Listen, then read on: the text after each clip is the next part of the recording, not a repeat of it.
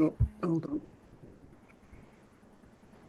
For using my male muscle to enslave and control and abuse Heavenly Mother's daughters. For writing scripture that has justified man's control and has confused and misled women. For devaluing women by insisting that a man's core is more important and more special than a woman's core. For creating a culture in which women have to imitate men and deny their innate femininity in order to survive and succeed. For the community that I have a part in and have been complicit in that has done these things. For blaming Eve for the fall and then using that to justify mistreatment and dominance of women. To that end, I will give comfort and support to women in their healing.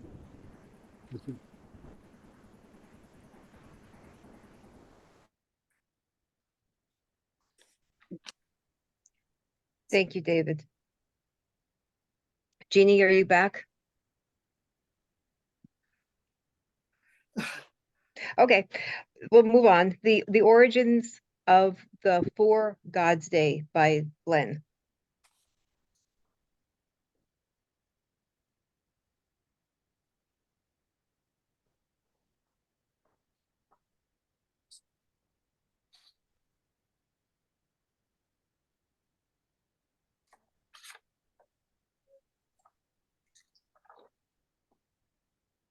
Glenn? Sorry, I was muted. For those of us who are members of the Unification Movement, we're familiar with the concept of God's Day, but I'll just review it, the progression we've had for those who are not familiar with it. So in the Unification religion, the founder, Sun Myung Moon, established the first God's Day on January 1 of 1968 as a day to be joyful in celebration with God in life and hope. Subsequently, God's Day was celebrated on January 1 on the solar calendar until 2010, when the date of the celebration was shifted to January 1 on the lunar calendar. Now, on the evening before that first God's Day to be celebrated on the Lunar New Year, Chris, the amazing medium who is the core and the background and drive of this whole Delaware group, he called my wife, Louise, and I, and he channeled Heavenly Mother, who said she was fearful of the upcoming God's Day because on that day she would become the wife of humanity, and she couldn't really trust humanity. She was so vulnerable to us, and she wanted reassurance from us that she could always depend on and trust us. We gave her our assurance, and from that time forward, in our minds, God's Day became Heavenly Mother's God's Day. Then in 2013, Hak Ja Han, who became the leader of the Unification Movement after her husband passed, changed the name and the date of God's Day. It was to be called Heavenly Parents' Day, and it would be celebrated on the lunar date of the birthdays of she and her husband. Years passed, and then in 2021, Kathleen and David Burton received through Chris the first mention of one family God's Day. I'll read a few excerpts from Heavenly Parent. If people are celebrating a God's Day for one limited purpose, that it is God's Day, but there is no aspect of God in their daily lives, it is problematic.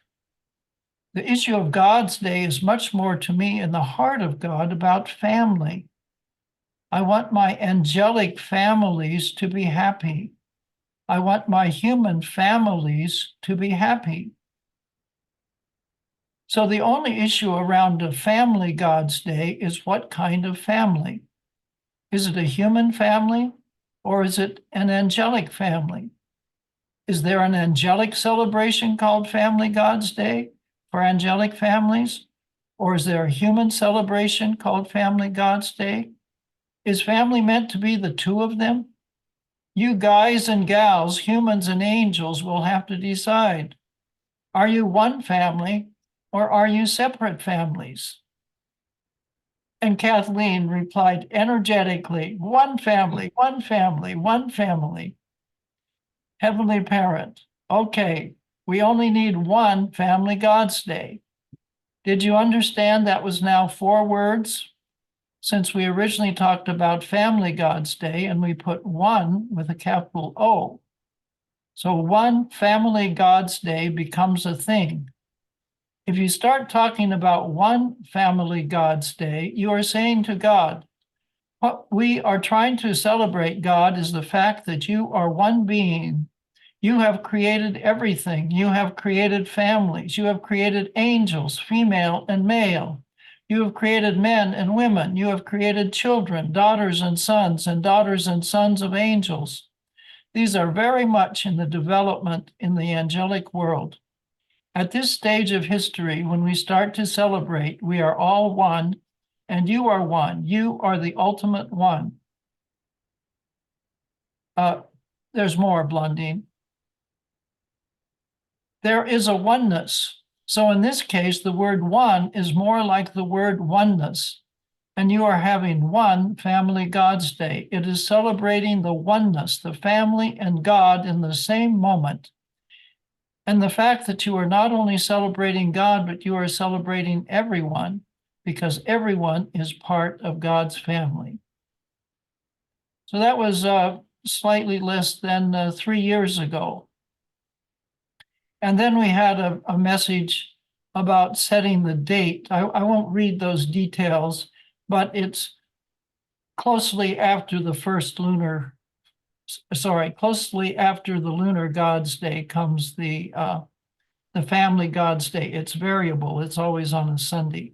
Okay, let's read about the gender-specific God's days. So why do we need gender-specific God's days?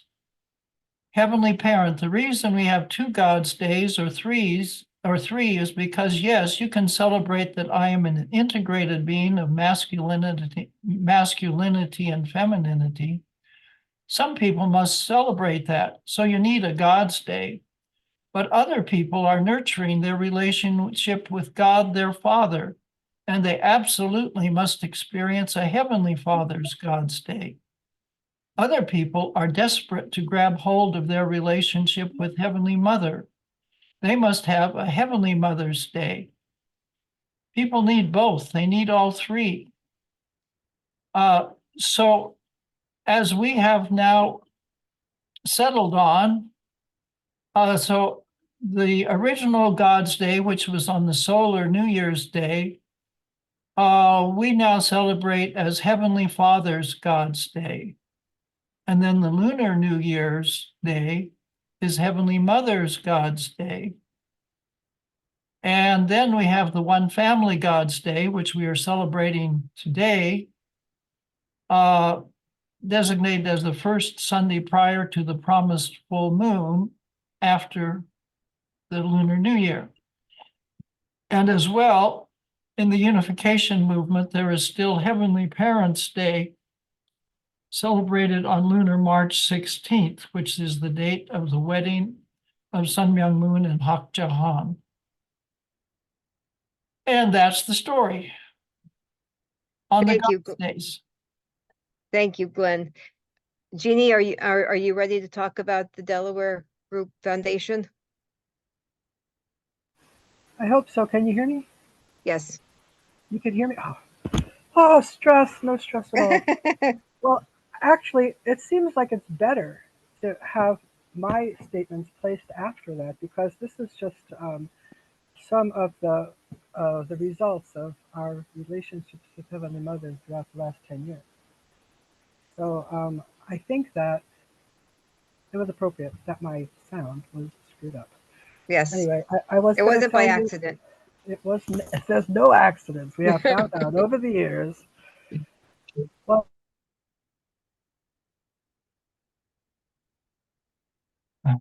just in case you're wondering, I'll announce the names of the people who are members of the Delaware Group. The following article will explain more, but I'll just explain the people involved first.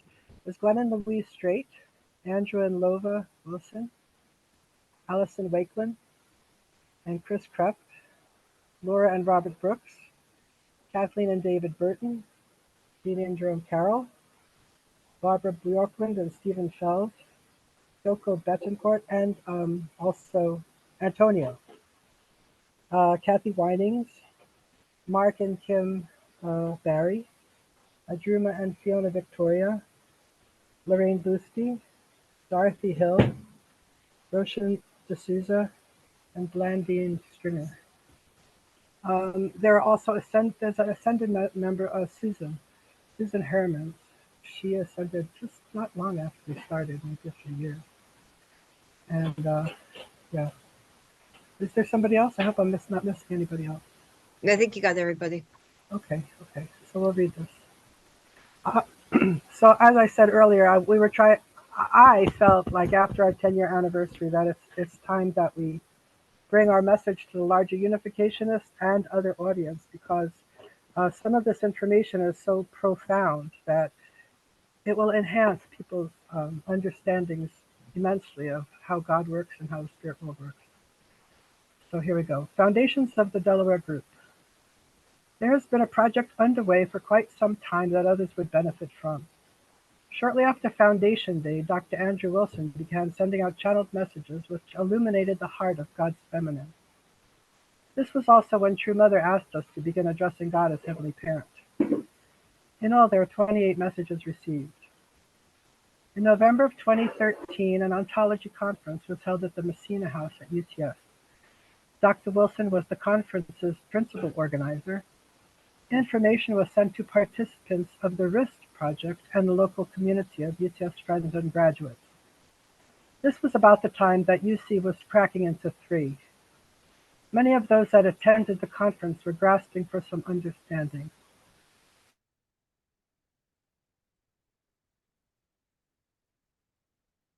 Uh-oh.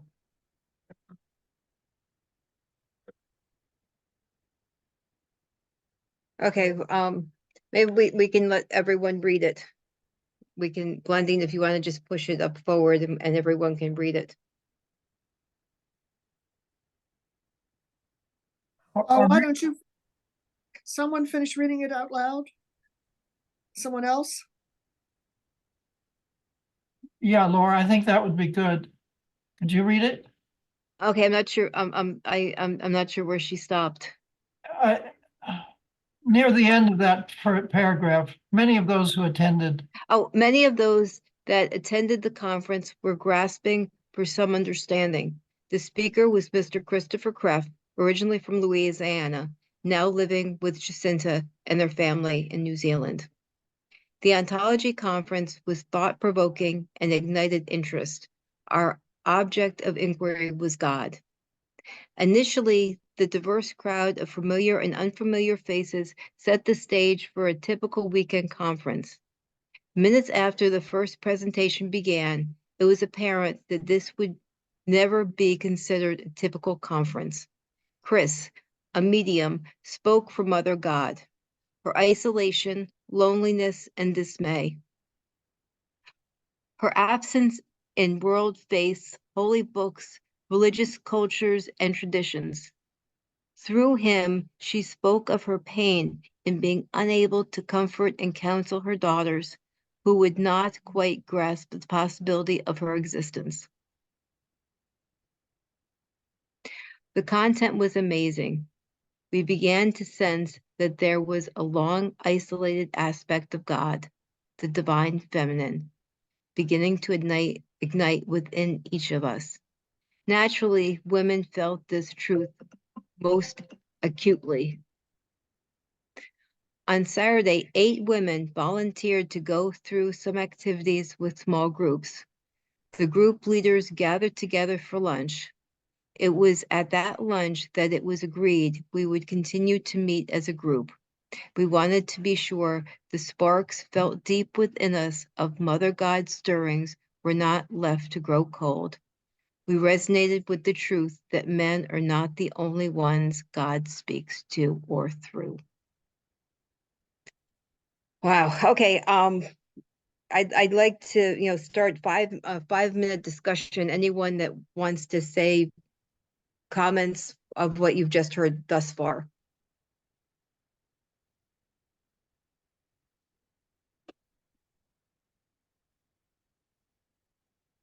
Anything about the apology for men, the Our Mother God prayer, anything? Laura, there's Yes. another page of that people are seeing on their screen, starting with, although it was the women. Oh, I didn't see it. I'm sorry. I didn't see it. Although it was the women that agreed to meet together, our husbands joined us. After some time, we dubbed ourselves the Delaware Group, taken from the location of our early meetings. Since that Earthly time, meetings. earthly, yeah. Are Can I you back finish it to? then? Oh Yeah, yeah, go ahead. Since that time, 10 years have passed. We have laughed, cried, fought, made up, lectured, published, taught, hid, banded together, and finally are a gem of a tight-knit and trusted family. We have members that have ascended yet join us. Since our 10-year anniversary in November 2023, some of us have gotten our marching orders from heaven and are attempting to bring these realizations to a broad audience. One of our members, Glenn Strait, started the Legacy Burdens Project through the use of constellations involving US presidents and first ladies. His group set out to identify and release the Okay. burdens that our country has heaped that are, okay. His group set out to identify and release the burdens that our country has heaped onto the suffering heart of God.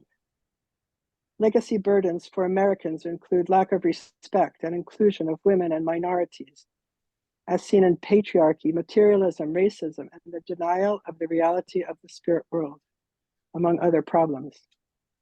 These all cause undue suffering for millions, deeply impacting the heart of our Heavenly Parent. After a few years and many profound sessions, the Legacy Burden group concluded.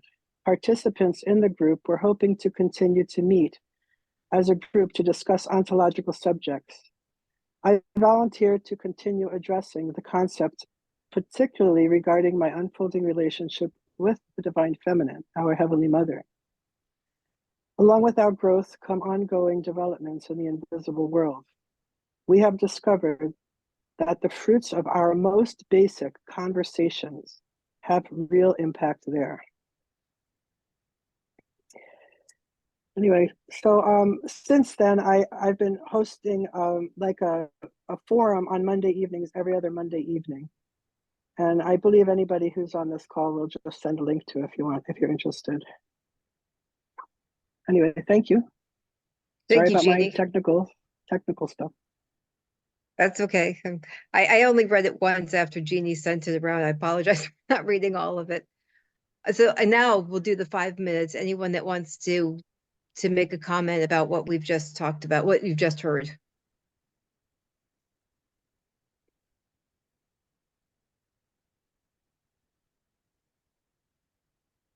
I have to make a comment. This is Lova Wilson. Get a bit closer to them. Yes, speak louder. This is Lova Wilson. I just thought about all these apologies and I'm sorry, let me sit over here.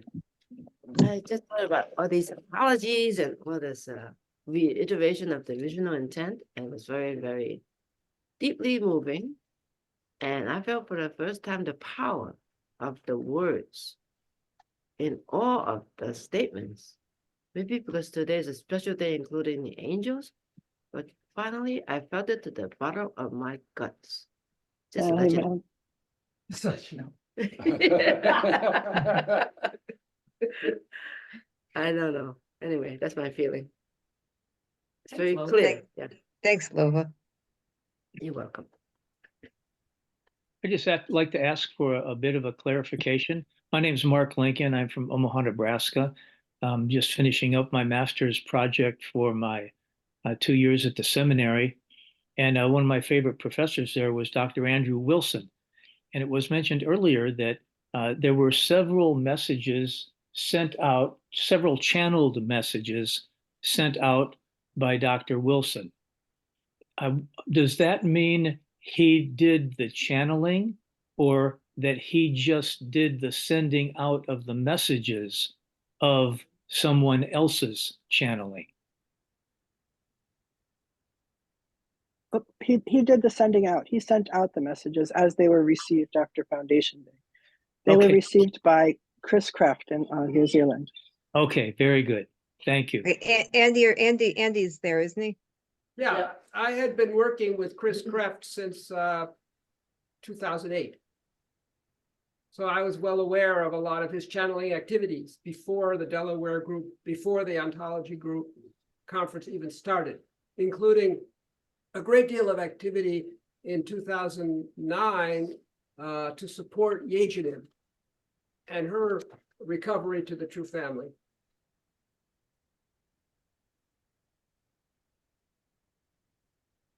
So a group of us are already receiving these messages before the Ontology conference. Informally, I don't recall exactly who was in the group. I know Glenn and Louise were in the group and a few others. And by the way, the reason there are 28 messages from Heavenly Mother is because the woman's period is 28 days long. So it's nature of the feminine to follow the lunar cycle. So that's another reason why Heavenly Mother God's Day is on the Lunar New Year.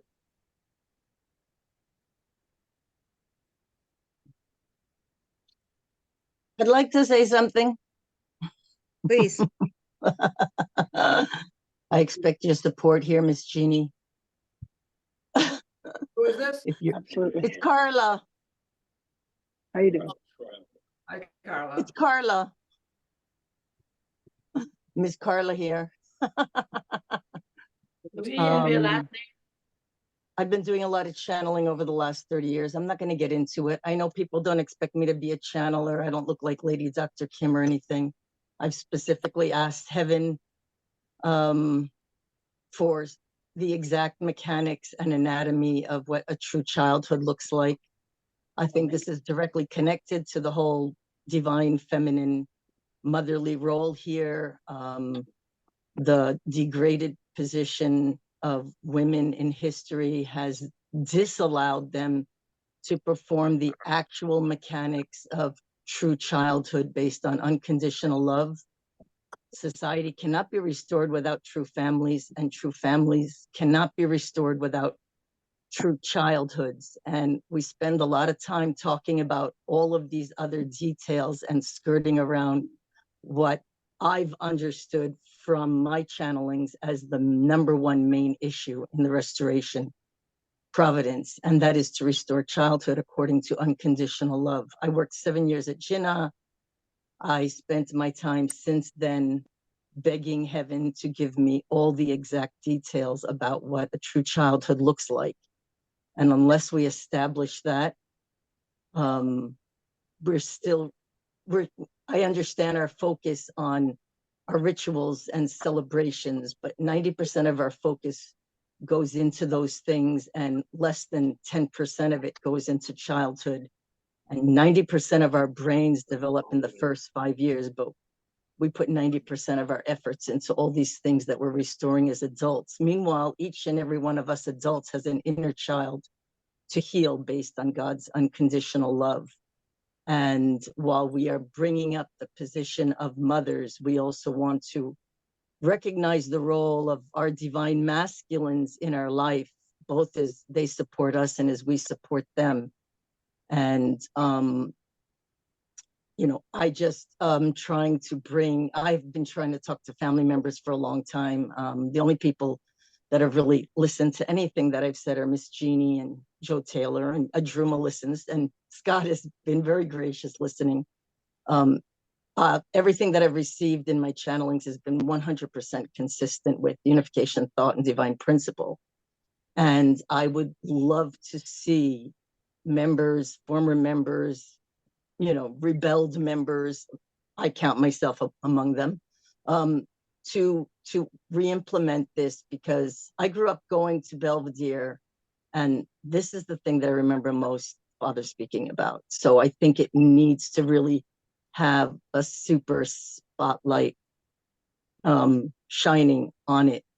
And I'd like to see all women collaborate more on how childhood is really developed for the sake of children being born into the kingdom of heaven on earth and growing up in the kingdom of heaven on earth, so that when we finish here and go to the spirit world, we go directly to the kingdom of heaven. And from the earliest times in our life, we are learning from our parents how to be in God's direct dominion.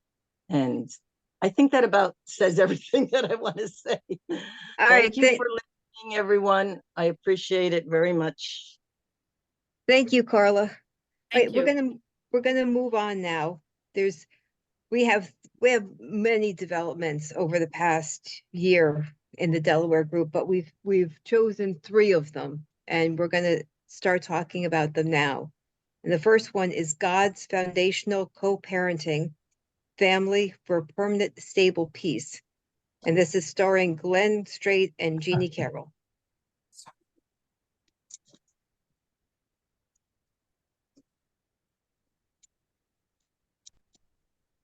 Yes. So I'll read this and add a few comments. And Jeannie may offer some comments later. On December 12th of 2023, and this will relate to what we just heard from Carla.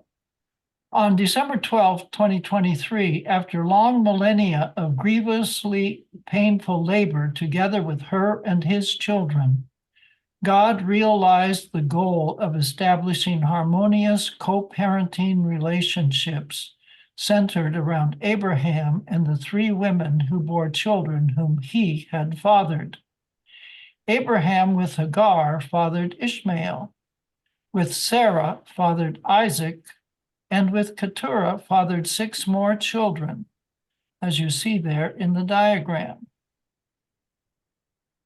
Why is this so significant?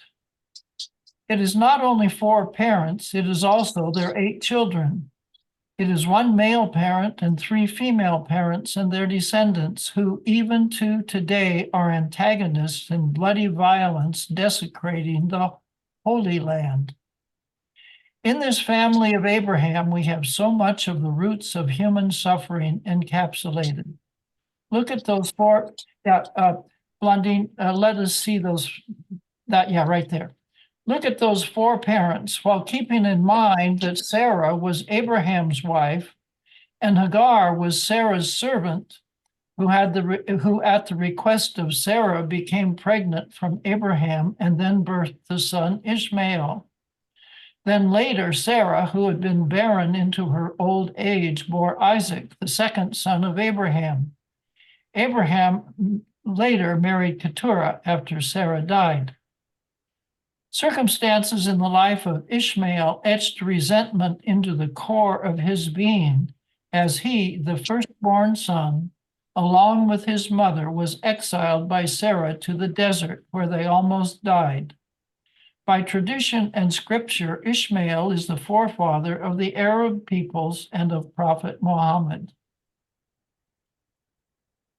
The descendants of Keturah would also be present today in the Middle East. Given all the pain, suffering, and conflict in Abraham's immediate family and in all of his descendants, God had chosen that family as a focal point for healing relationships by establishing co-parenting relationships of 3 couples, Abraham and Sarah, Hagar and a husband of her choice, and Keturah and a husband of her choice. We could not have peace until the relations among Abraham, Hagar, Sarah, and Keturah, and their immediate collective descendants were brought to be peaceful and harmonious. That has been achieved. Abraham and Sarah are now blessed in marriage. Hagar is blessed in marriage to the man of her choice, Henri, a Frenchman. Keturah is blessed in marriage to the man of her choice, but we do not know his name. These 3 couples together are in the position of co-parents to the 8 children they have collectively produced. That is a stable, permanent foundation for peace. So, yeah. I think, Blondine, move it up so we don't see the title. Yeah, there, that's okay, that's good. So, yeah. Chris has been, this work of the Delaware Group for 10 years, I believe, has been aiming towards this. This is so pivotal, this family of Abraham. You see Abraham on the bottom left, and then going to the right, you see his son Ishmael, and then the first vertical up is Hagar with her husband Henri. And you'll notice the Excuse me, yes, Chris from New Zealand. Lundeen, can you make the size of the Word document smaller so people can see the entire document except for the heading of the page? or Blondine, you could get rid of all the bars, go up to the top of the whole, well, okay, you've got two messages here. I'll let you respond. Just change the size on the word at the bottom. Glenn, let's just wait till the document is more viewable so people can appreciate what you're presenting. Yes, okay, all right, good. Okay, good. So it can be a bit bigger.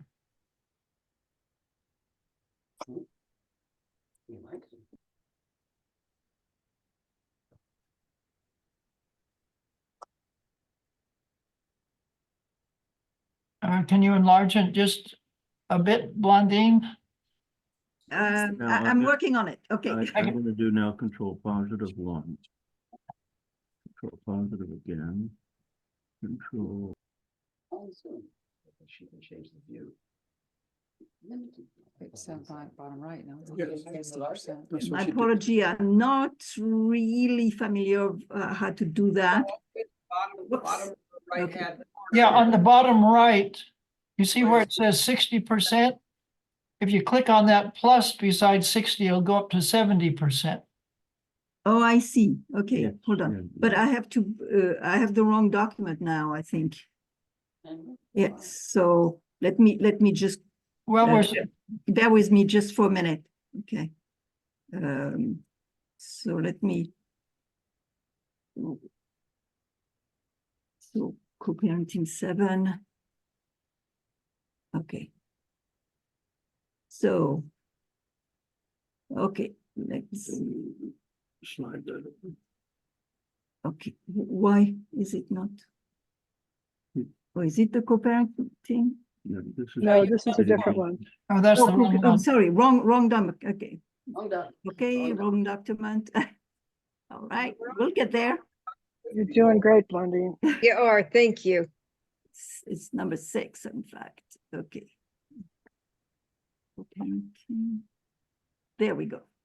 Yeah. Okay, but it's just one It's page. okay, but you'll still be able to do it now. Okay, so Scroll that to less. backstory. Okay. So when you had that open, we were seeing what we needed to see. You see. All right. The Okay. documents jump around. Okay. Well, all right, maybe, Well, Bottom right hand corner where it says 60%. No, every time I press here, it jump. Okay, let me just do that again. that's okay. So the document wants to minimize. Okay, so No, there you are. Mhm. Okay. I'm afraid to do that again. Click on it. Just click. Click. Oh, this one. No, on here. Just click on. Click on there. No, no. Okay. Non, c'était juste dans le coin. Voilà. Yeah, Ah, just there. scroll down. Scroll down. Okay, scroll down. We're all right. Is that it? Is that what you Okay, need? you'll have that if you center it. That's That's perfect. it, that's It's fine. fine. Perfect. Good Is that job. okay? Okay, all right, great. Thank you. Okay, Good job. Ça va bien. There were two. Yes. okay, right. So this is the co-parenting family, there's Abraham, one. Hagar, Sarah, and Keturah. And again, so on the bottom left, you see Abraham, and just going to the right, there's his son Ishmael. Yeah, good, great. And then the next line up is going to Hagar and her husband Henri, who I believe was a Frenchman from the 10th century. Yeah, this whole thing, Chris was getting channeling about this, and I was trying to map it, and then he would get more channeling, and so it kind of went back and forth to finally get this diagram. So the yellow boxes, those are the co-parent couples. So Hagar has a husband, a stable husband. She and her husband are co-parents with Abraham and Sarah. And then going to the far right, you have Keturah, who had a very complicated sexual history that Chris was sorting out. And we won't go into all the details up above there, the details that are off her line going to the left. Yeah, finally, she has now a new husband that she's decided on, and that's her stable, fixed husband. So then we have these three couples, Keturah and her husband, Hagar and Henri, and Sarah and Abraham. And so those are the three co-parenting couples who are now together co-parents of their collective 8 children. And Can I say something? Yes, what? Can I just make a remark about co-parenting, the concept of co-parenting? Yes. So this is very important because in a traditional patriarchal concept, you're just the parent of your child. And that's why there was all this competition between Sarah and her son Isaac, who she viewed as exclusively hers, and Hagar and her son Ishmael, who she viewed as exclusively hers.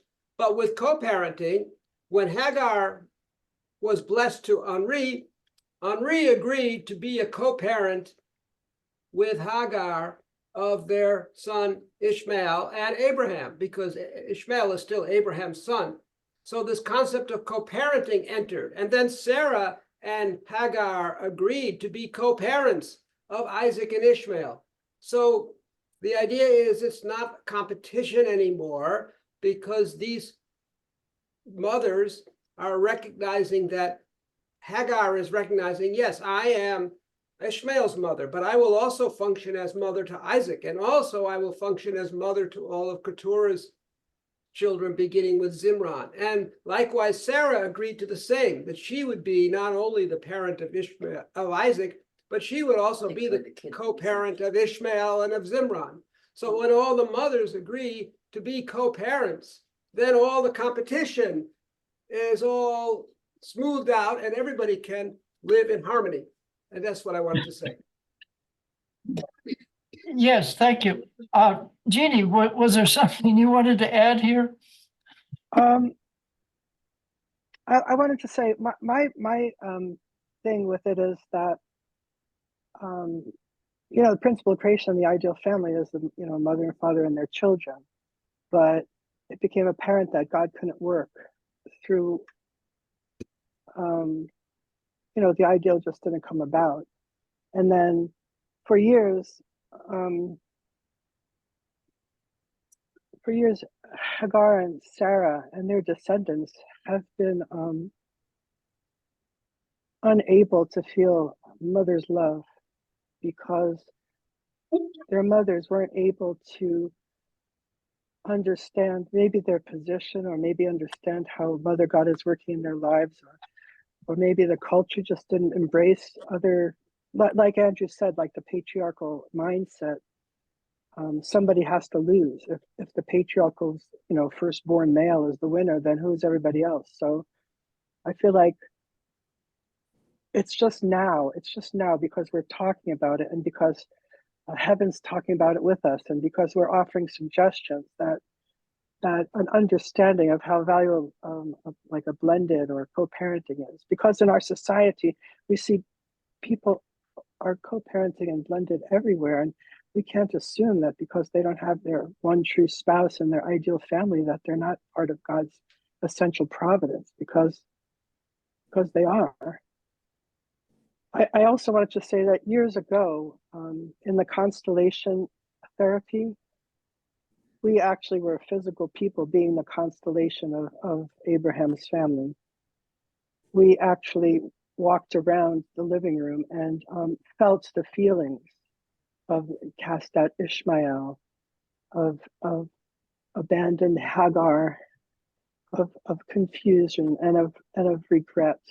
We actually felt that years ago when we were working through Abraham's family initially. So I just want to testify that things that we do on the earth, Delaware Group or not, the things we do on the earth dramatically impact the ability for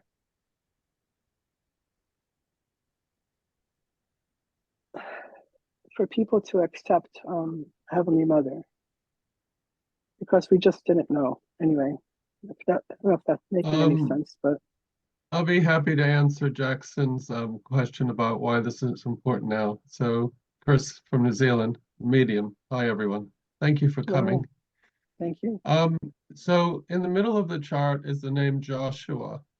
This is not the Joshua in the Bible who leads the Israelites into Canaan.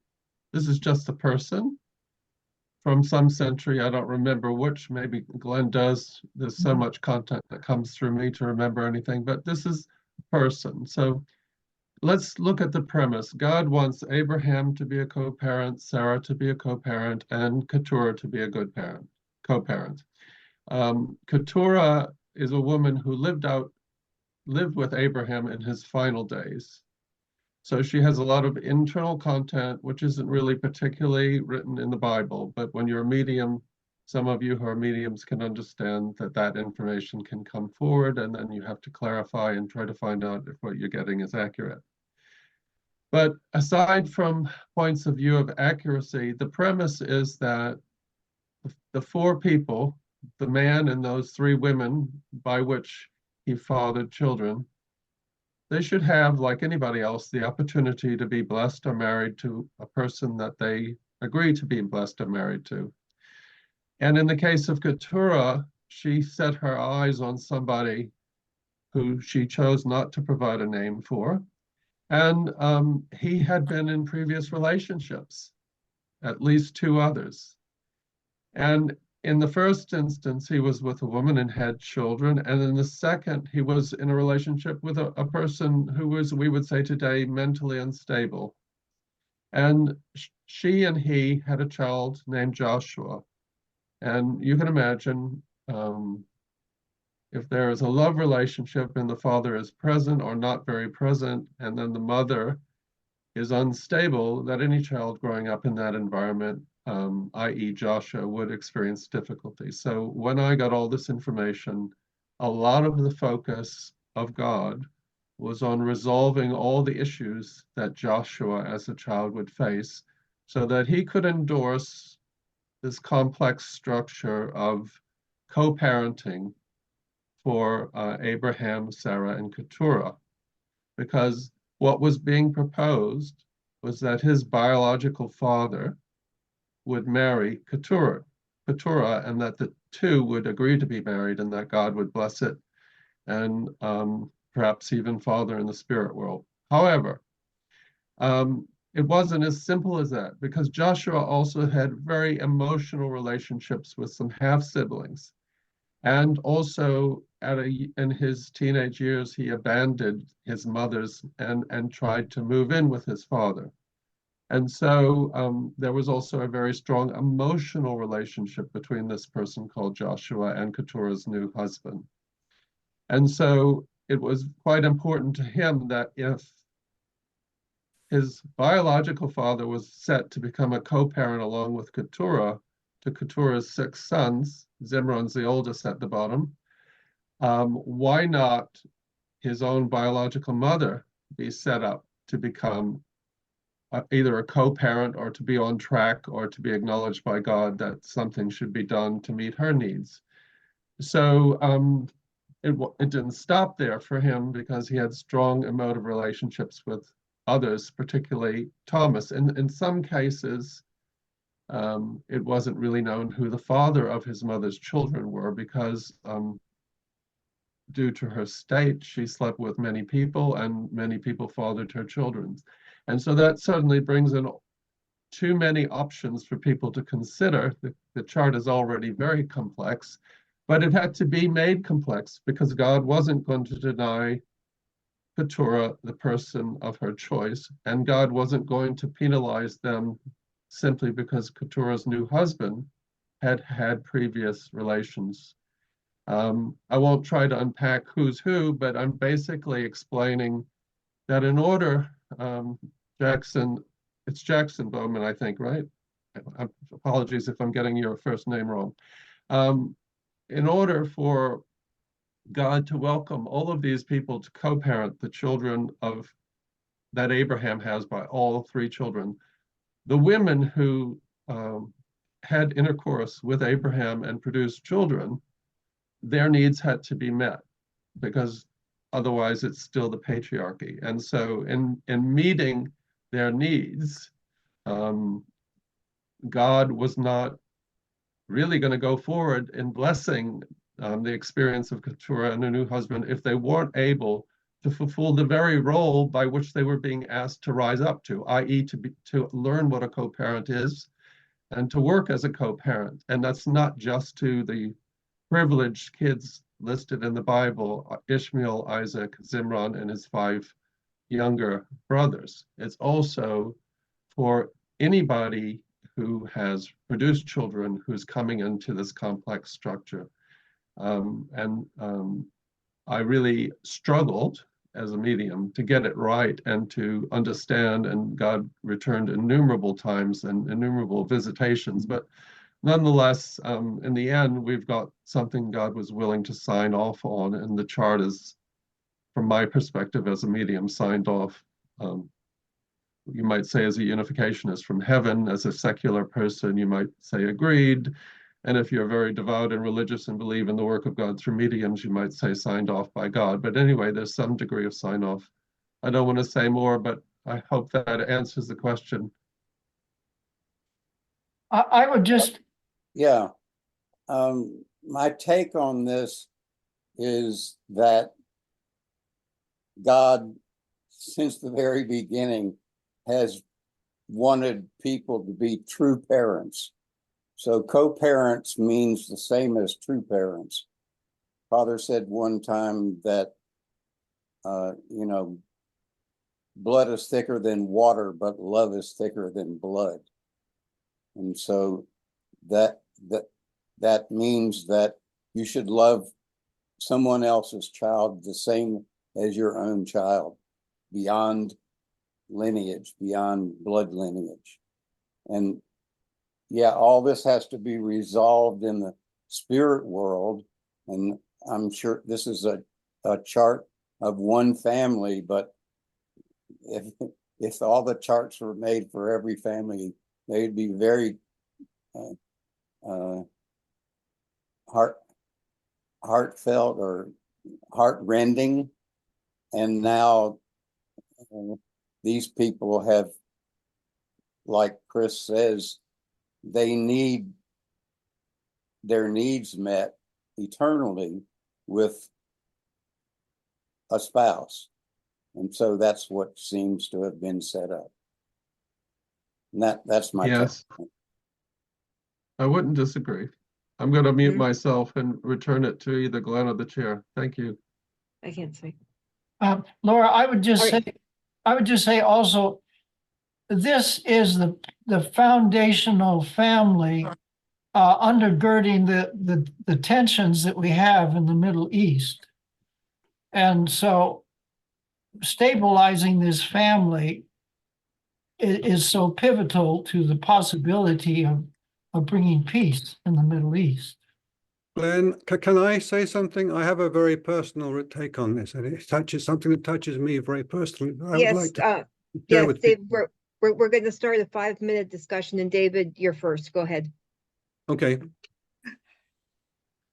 After the ontology conference in 10 years ago now, then Chris came to Connecticut afterwards, and I showed him around the University of Bridgeport. And at one point we were just sitting and talking, and I don't know who was talking to me. I don't think it was Chris. Let's say Heavenly Mother.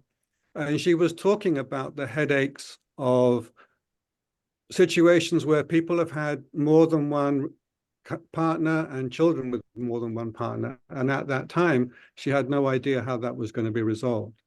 It also applied to Jesus's family, but it also applies to my family, because I'm not, I've raised our daughter since she was 7, but I'm not her biological father. And I'm having a hard time getting through with it, sorry. I didn't think I was going to do this.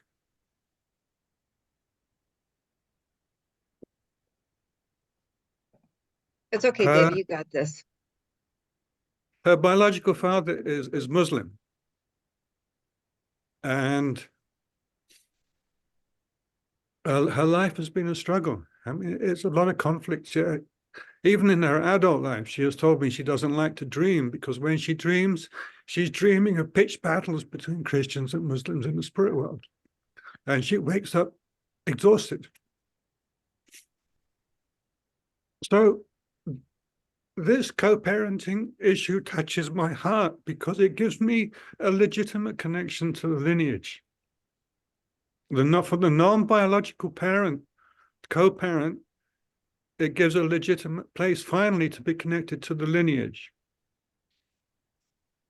As well as the biological parent, it's really important for the non-biological parent. So I feel a heart for Joseph and Elizabeth connected to Jesus's family. It touches them too. And our daughter's been going through a very difficult period recently, and Heavenly Mother told us that this co-parenting could help Kathleen and myself make peace with the Arab ancestors.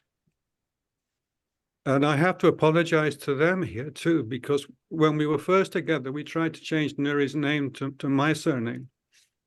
And I thought it was going to be best for her at the time to have the same surname as us, but I wasn't considering her Arabic ancestors. And now I am, and I have to do that.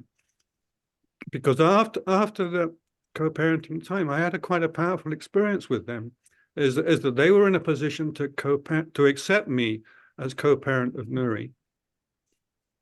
But then they asked me, are you accepting us as kin? So I'm not the biological father, but they're asking me to accept them, her Muslim ancestors, as kin to them. So express the kinship with the lineage that isn't mine. And I said yes. I mean, it made me, I had to think about it for a while, and I said yes, and they pushed again and again. Does that mean you're accepting us as kin? And each time, then yes, I did, and I finally felt that they accepted my willingness to do that. And we'll have to see how it plays out.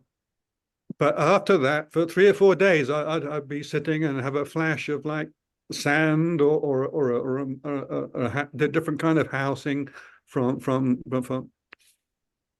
So there was a real connection there. So that the heart of it gives a place for the heart of the non-biological parent to be involved with the lineage. And that's what I wanted to share, because that was my experience. Thank you. Thank you, David. Just to answer the last question about why don't we have all the names. So Keturah is very wounded, and I haven't channeled this before because no one had asked it before outright, and I didn't want to pry. But you know, Keturah is wounded, and she doesn't trust that if the name of her new husband is given, he will be treated fair or well. And she's wounded, and she had negotiated with God, well, what are you trying to do? If you're only trying to accomplish co-parenting, well, we can do co-parenting. But if you're offering me co-parenting in the naming of my husband, but you're not willing to outright clearly tell me that he will be protected, then I don't want him named. I think he is a sort of a gullible person, would have, he's a artistic person, would have said yes, but I don't think he would have necessarily known what saying yes means or doesn't means, whereas she was more savvy. And I didn't go back to her as the medium. I didn't challenge her, and I didn't say anything to her like, well, do you want to reconsider? Or I'm sure people would appreciate having the name of your husband. I felt it wasn't my place as a human being to say to her, on behalf of humanity or the cosmos, couldn't you give us the name? I was simply the conduit for the information. She was in a relationship with God. It was between her and God and countless people in the invisible world who anyone could have come and said, we're going to give you the name. Whereas Hagar, who had been evicted and pushed out into the desert and had suffered and had personally gone through trauma to understand how to come back from being cast out to the point of death, she was stronger for having the experience and had no problem naming her husband, and also wanted his name to be known, partially due to the Anglo and Franco investment in the Middle East. So I'm sorry, maybe some of you who are other mediums might come up with a name or someone else, but if anybody thinks I was wrong or I should have asked, I'm open to that, but I didn't because I was fundamentally trying to listen and only go as much into this as the women in the group wanted me to, because it had to meet the needs of Sarah, Keturah, and Hagar. And so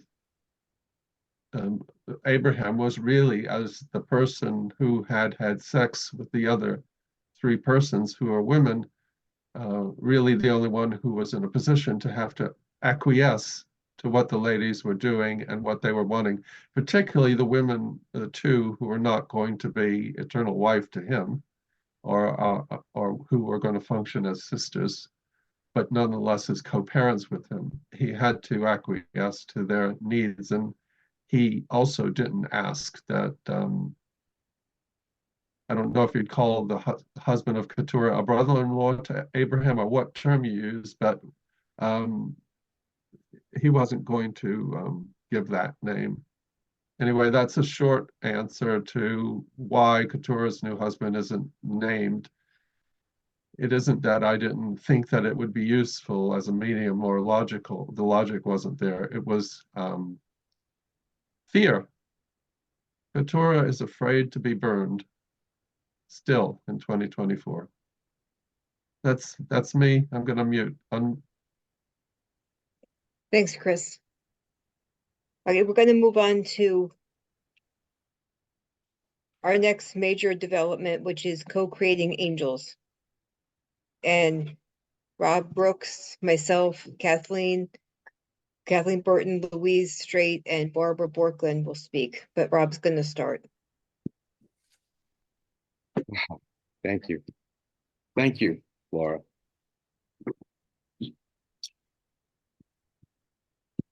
All right, put this back. Co-creating angel, the backstory.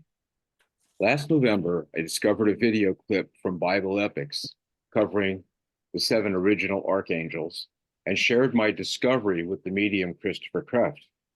We know Michael, the protector of humanity, Gabriel, the messenger of God, Raphael, the healer of body and soul, and Uriel, the bringer of light, wisdom, and understanding. The remaining 3 original archangels are Jophiel, Shamiel, and Zadkiel. Each archangel, individually and collectively, were unsuccessful in their attempts to convince Abraham, the patriarch of the Hebrew and Islamic traditions, to choose a route alternate to circumcision. They argued exhaustively with Abraham against the role of self-mutilation. Abraham's self-selected circumcision was not the only way to separate from Lucifer, Satan, each archangel in turn, and to the point of frustration, pleaded with Abraham to no avail. Their arguments fell on Abraham's seeming deaf ears. Abraham, I recently learned, had a thing with masturbation, and this caused him great grief and consternation. Removing his foreskin, Abraham believed would lower, if not remove, temptation. Thank you. Following their respective gifts, one can guess the nature, content, and context of their individual arguments to Abraham against circumcision. Jophiel is the angel of beauty, whose gift is the ability to bring harmony and balance to people's lives. Shamuel is the angel of peace, whose gift is bringing peace and tranquility to people's lives. Zadkiel is the angel of mercy, whose gifts are forgiveness of sins and compassion. Defeated in their struggle to prevent Abraham's self-blood sacrifice of his own foreskin, each angel, Jophiel, Shamuel, and Zadkiel, went into a self-exiled state. They believed they had failed in their inherent commission by the Creator to protect humanity from harm. Until recently, they remained in stasis.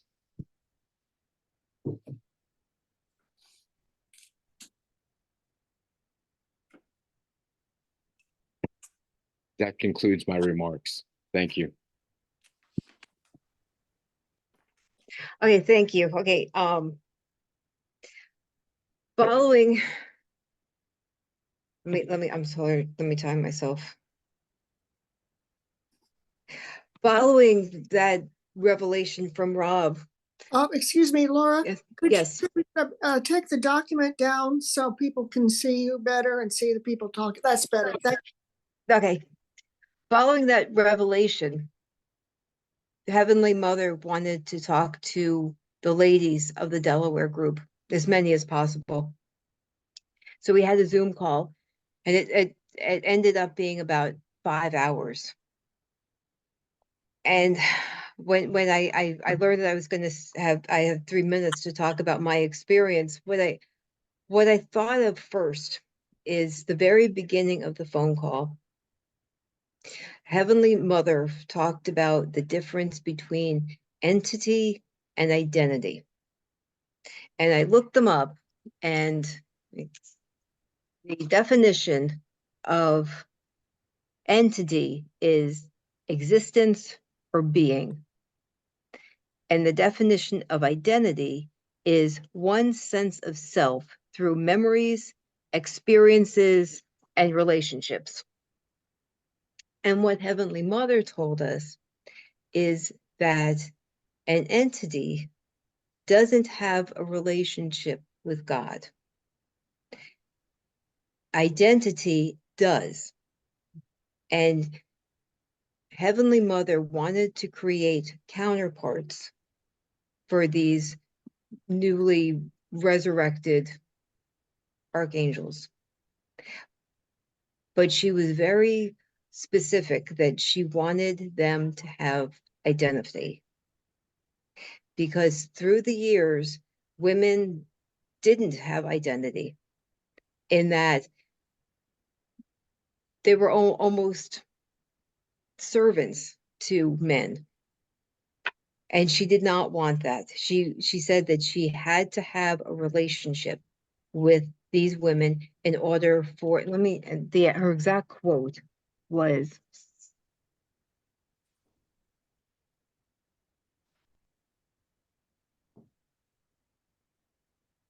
as soon as a woman is discounted,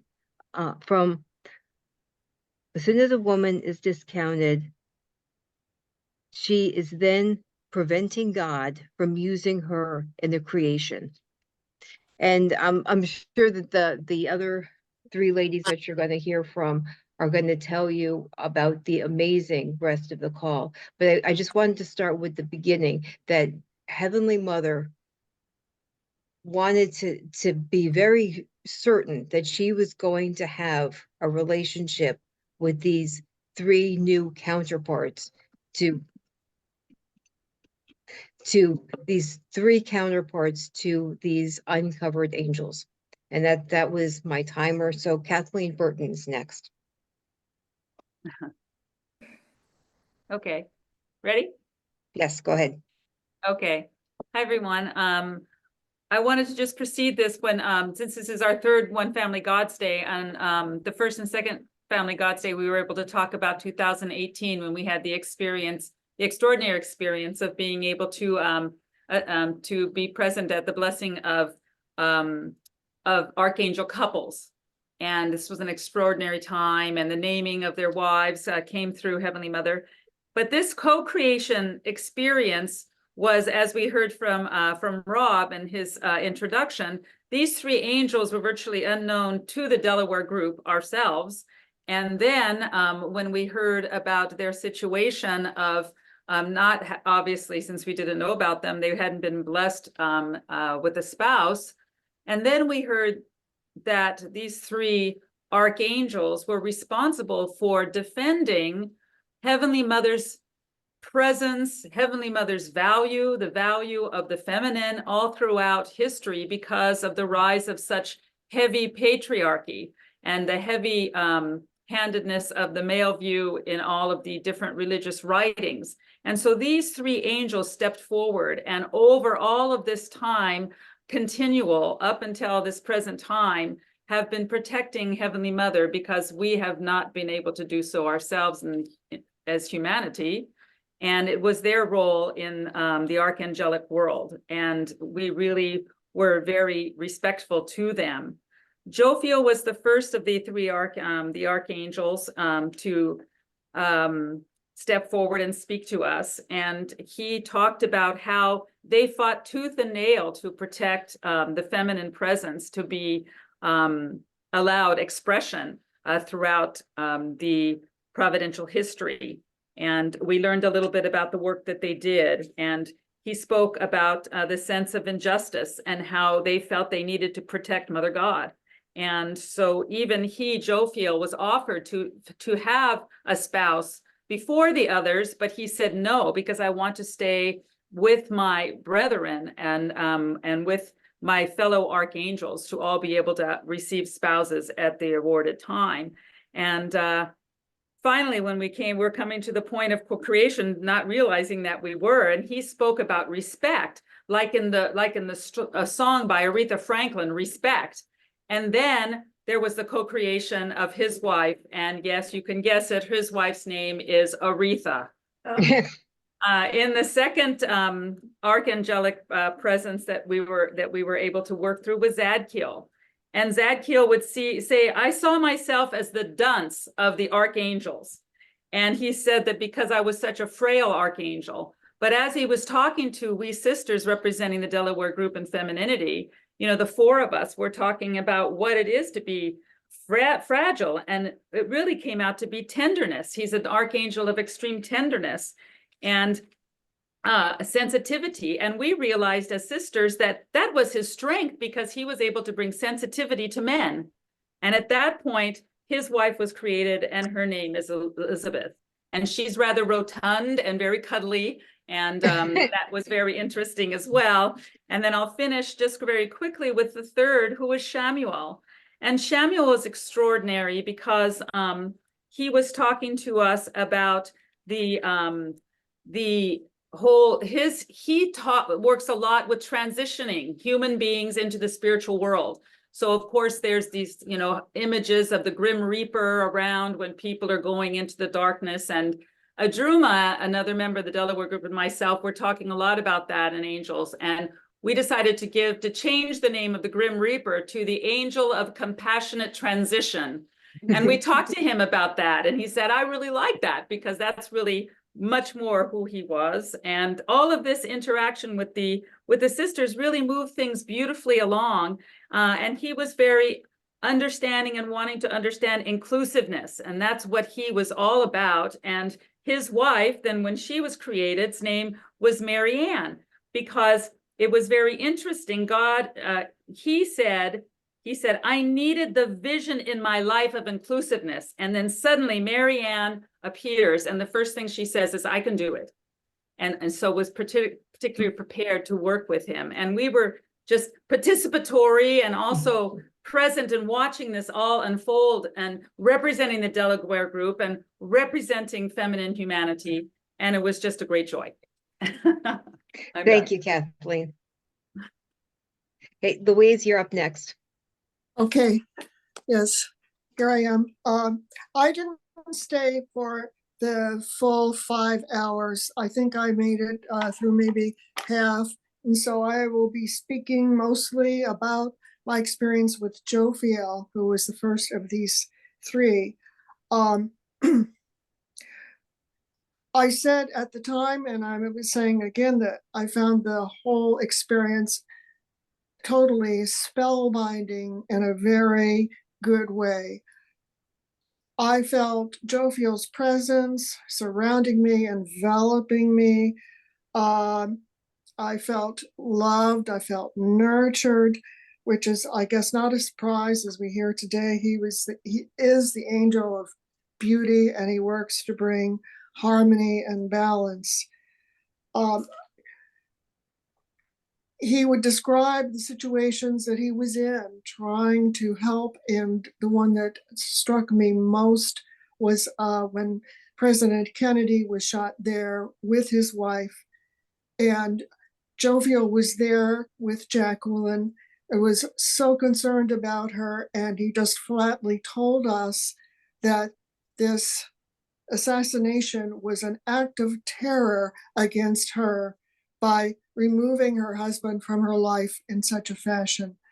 I was just enthralled hearing about his concern for everyone in that circumstance, for the rest of the family, for the people who happened to be there, for the other person in the car, Conley from Texas, I believe was his name. He was also shot. My heart just went out to him so much. So then when he finished describing these various episodes in our life that he was present for, he asked us, what did we see in him as a person? What was he like? So this brings in the whole aspect of these are people, these archangels, and people and personalities and with characteristics. So if I remember correctly, we told him he was very forthright, very to the point, but also very kind. And so then we discussed what kind of person would be the best. He asked us, actually, I should say, he asked us what kind of person would be the most complimentary of that. And so various characteristics were offered up. I remember I suggested that someone of great intelligence would be good because he had that characteristic himself.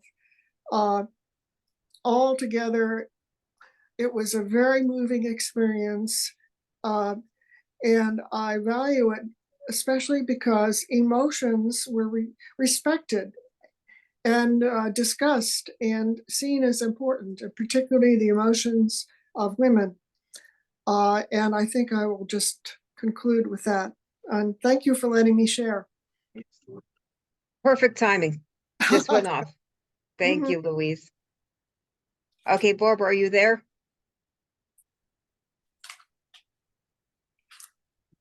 She's in Alaska, I think. Oh, Yeah. okay. Well, then in that case, we'll just add some time to the discussion.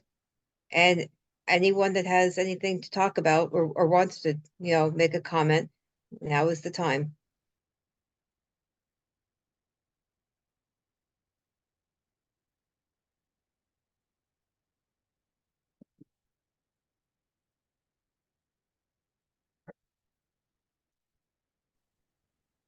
All right, anybody at all? I'd like to just mention with all this talk about the true characteristics of Heavenly Mother and femininity.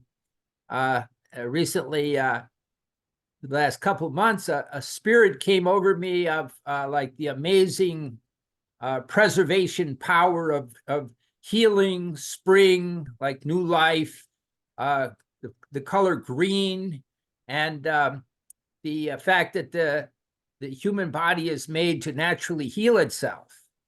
And it occurred to me that this, if especially older people would suddenly start healing themselves by connecting to this, quality of God, that would be amazing. Thanks, Peter. Anybody else?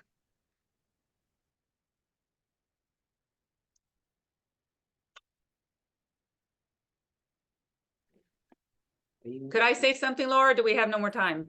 No, we do. We have plenty of time.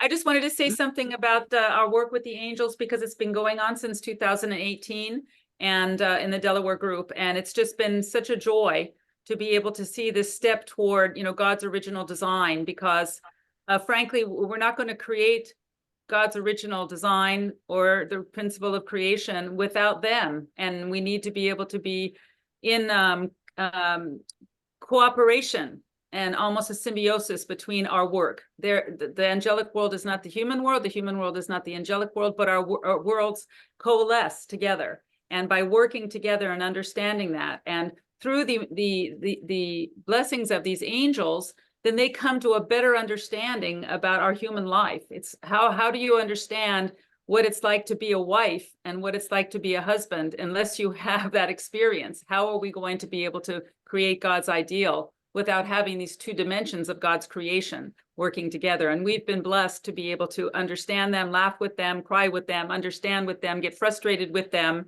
And it's been a real pleasure. And that's the same thing about their children, is that the angelic world, they've had children, they've had miscarriages, they've had everything that we see in the human world, so that they can understand our world and help us to be able to transition well into our eternal life and spirit world.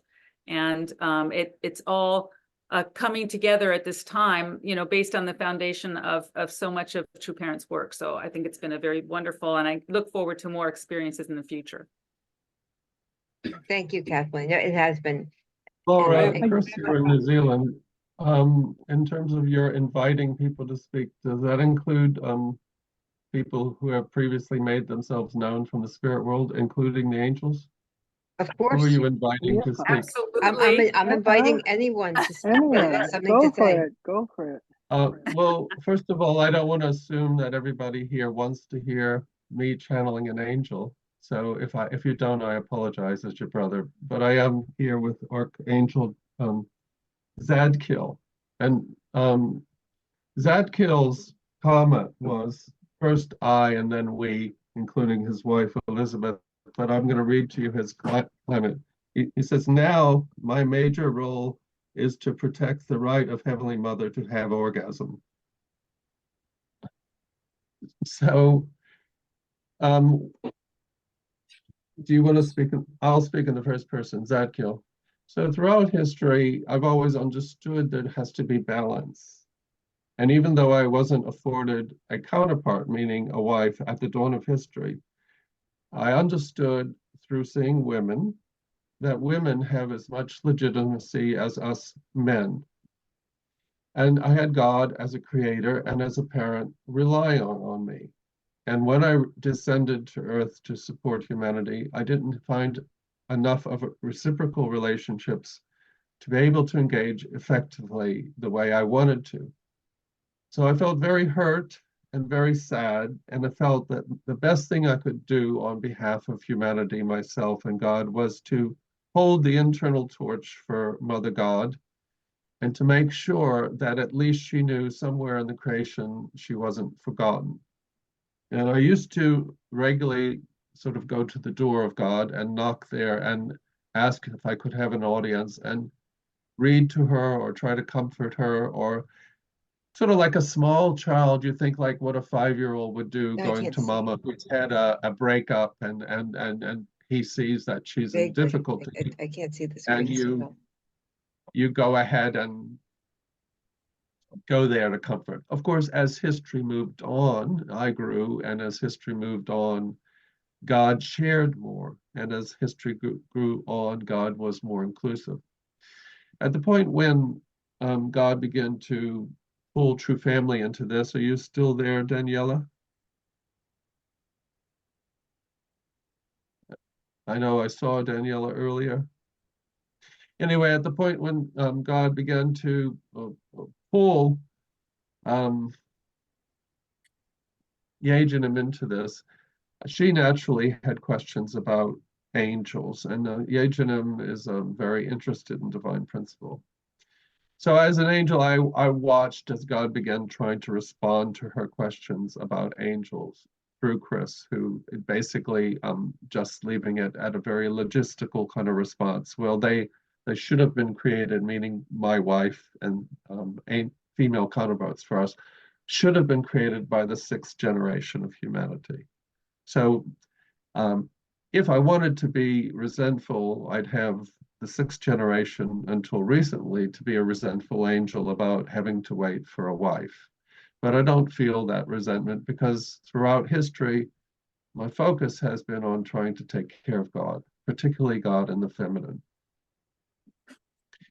And when I hear any sort of new nugget of information about the nature of God or what God is doing, or I see that God is sharing content or experience which is not to be found elsewhere in the invisible world because it simply is not noted by anyone that such content or experience has been shared previously.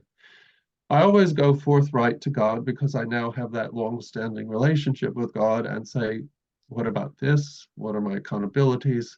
And now, of course, I bring my wife and together we go and we say, what about this? What are our accountabilities?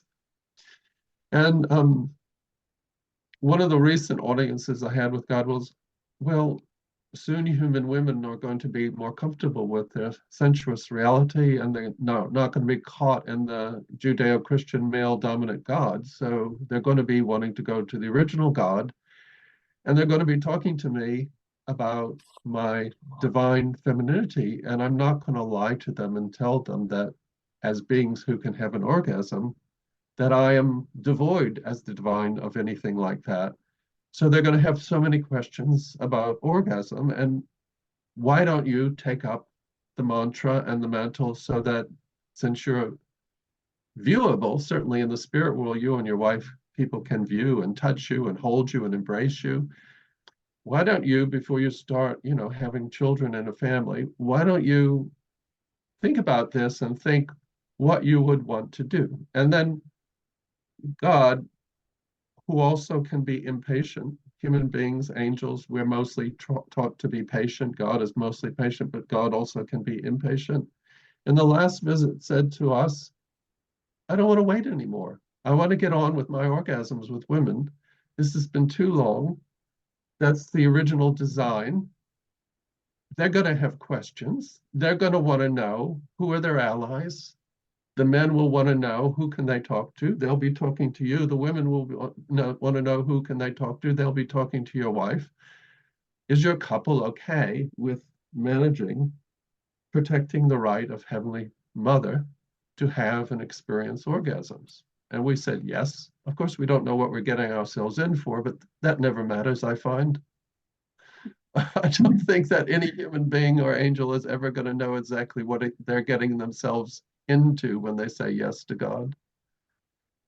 So I would like, since we are talking, to have a dialogue. Who wants to ask me a question? And it doesn't have to be somebody who's a member of any group. There's a wide array of people here from across the globe, across disciplines, some spiritual, some academic, some people of faith, some people who are victims of their own desire to love God to the extent that God has used them to such great lengths that sometimes they feel they've lost their life.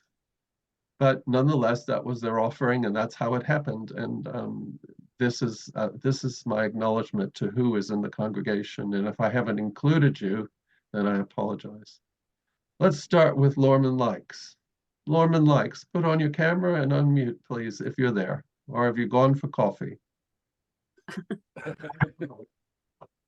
Yeah, Lorman's there. Get connected to Swat. Where is he? I'm unmuted. There he goes. So Okay, let's you got a camera? let's see what's happening here. Hi. Hi. So you're well aware, because you're in Christopher Kraft's Blessing Trinity as set up in 1982, of Chris's gifts, and probably constantly floored by them through the years. And you have an ascended wife, you have a comfort blessing.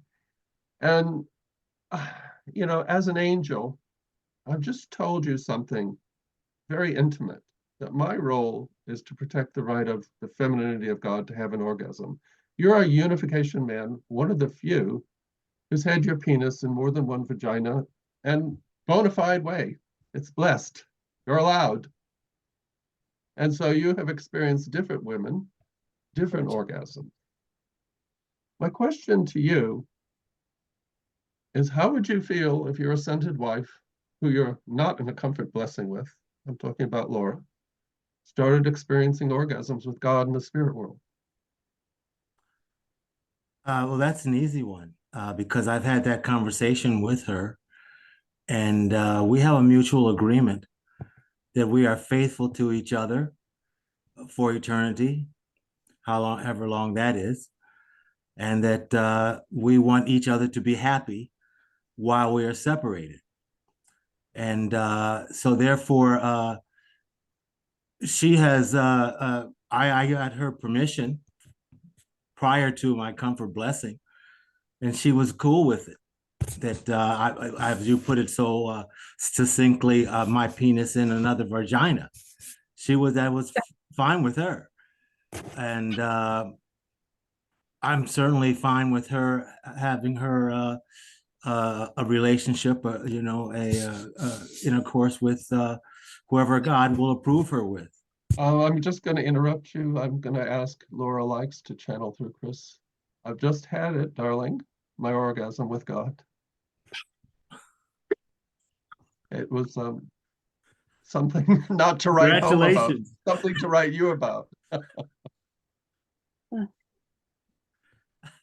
It's very strange to come from the spirit world on notice and just be plucked out of the ether, so to speak, and come. So I really am not trying to connect with everybody here. I've got my eternal husband here, and I'm a lady, a unification woman on a mission to share about my orgasm. Do any of you ladies want to ask me through Chris? You may not want to because I'm speaking through a male medium, but do you want to ask me about my orgasm? Because if you do, I'm open to talk about it. I hope And they I'm do. not going to I want to be, hear it. I'm not, you're not a lady, you don't qualify, girl.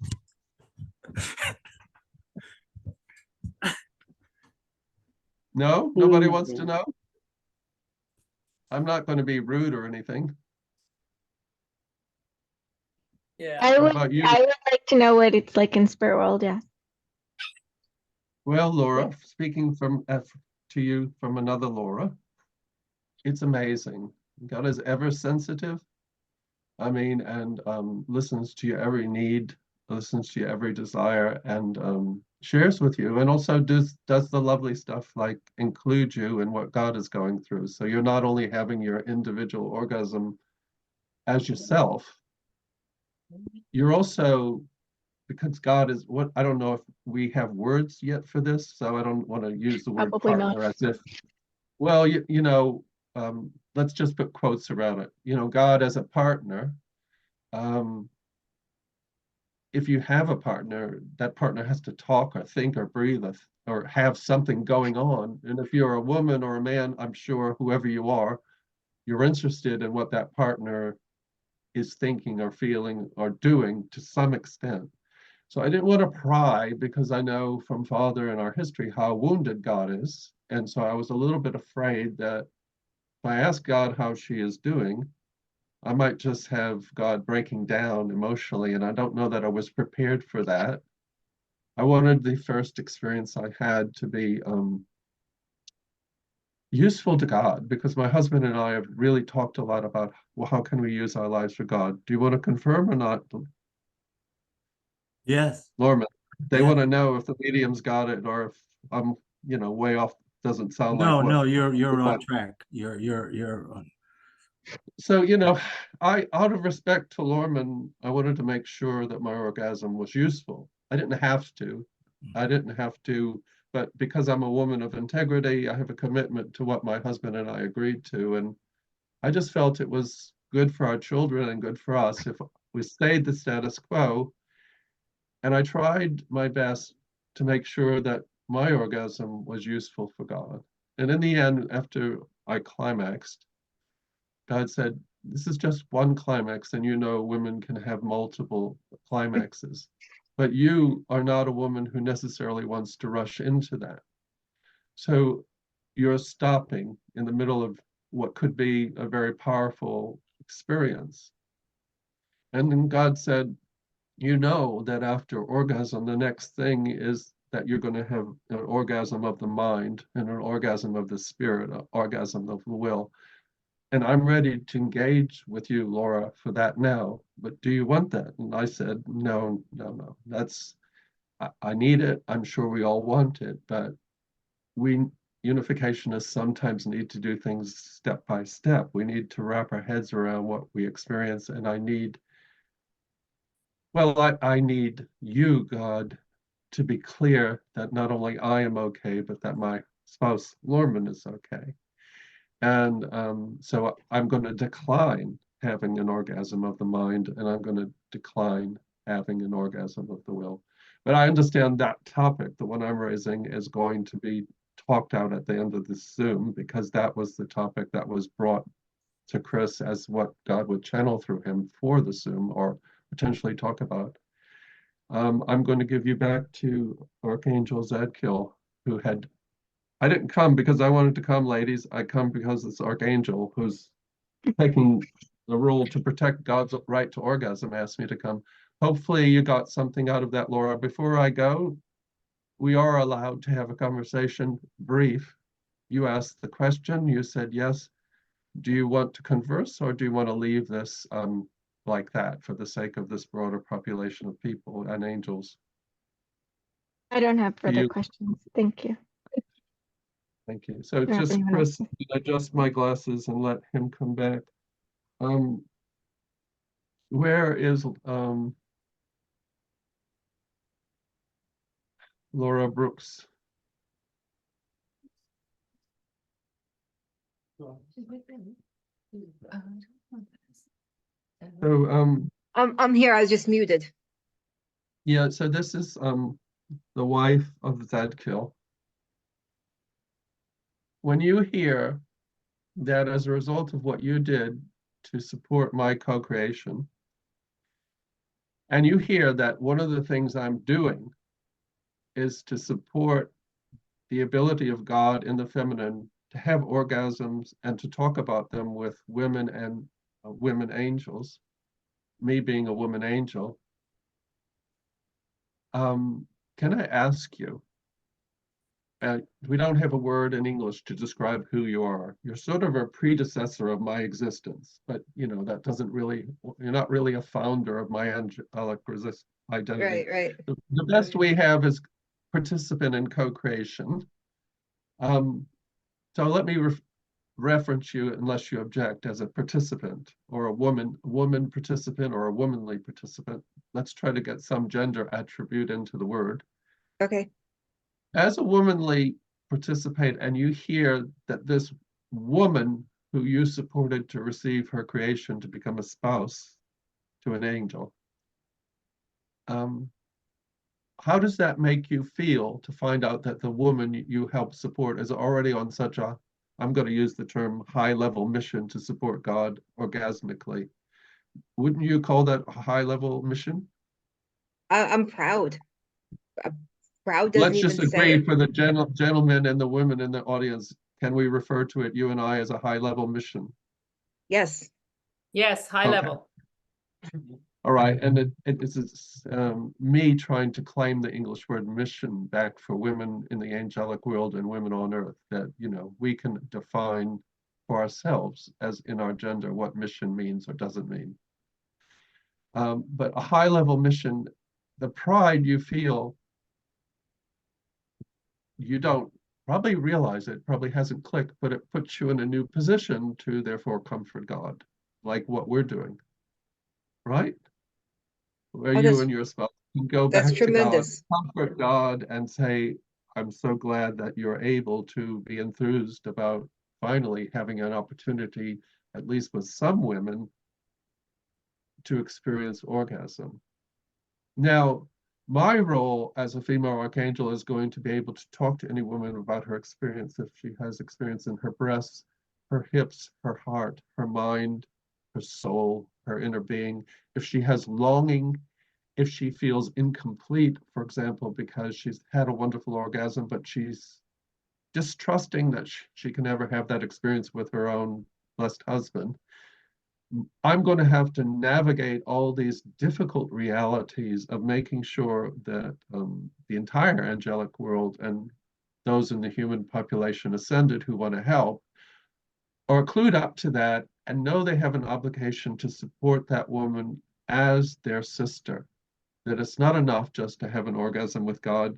If you have a post-orgasmic need, somewhere in the creation, this has to be addressed.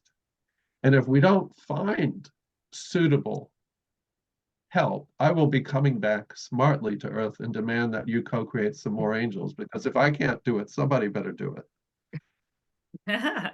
Okay. And I want to explain to people in the unification community that I know that easily 66% of the population of unificationists will say, wait a minute, you're object, we're subject, and who the hell gave you as a woman angel the right to ask for co-creation of other women angels? But anybody who's been to a rifle club with friends or been on a boat with other guys or who's been in a supermarket shopping with other women, anybody can say, I'll go get the toothpaste from aisle 6. You don't need to have a special dispensation to want to do something.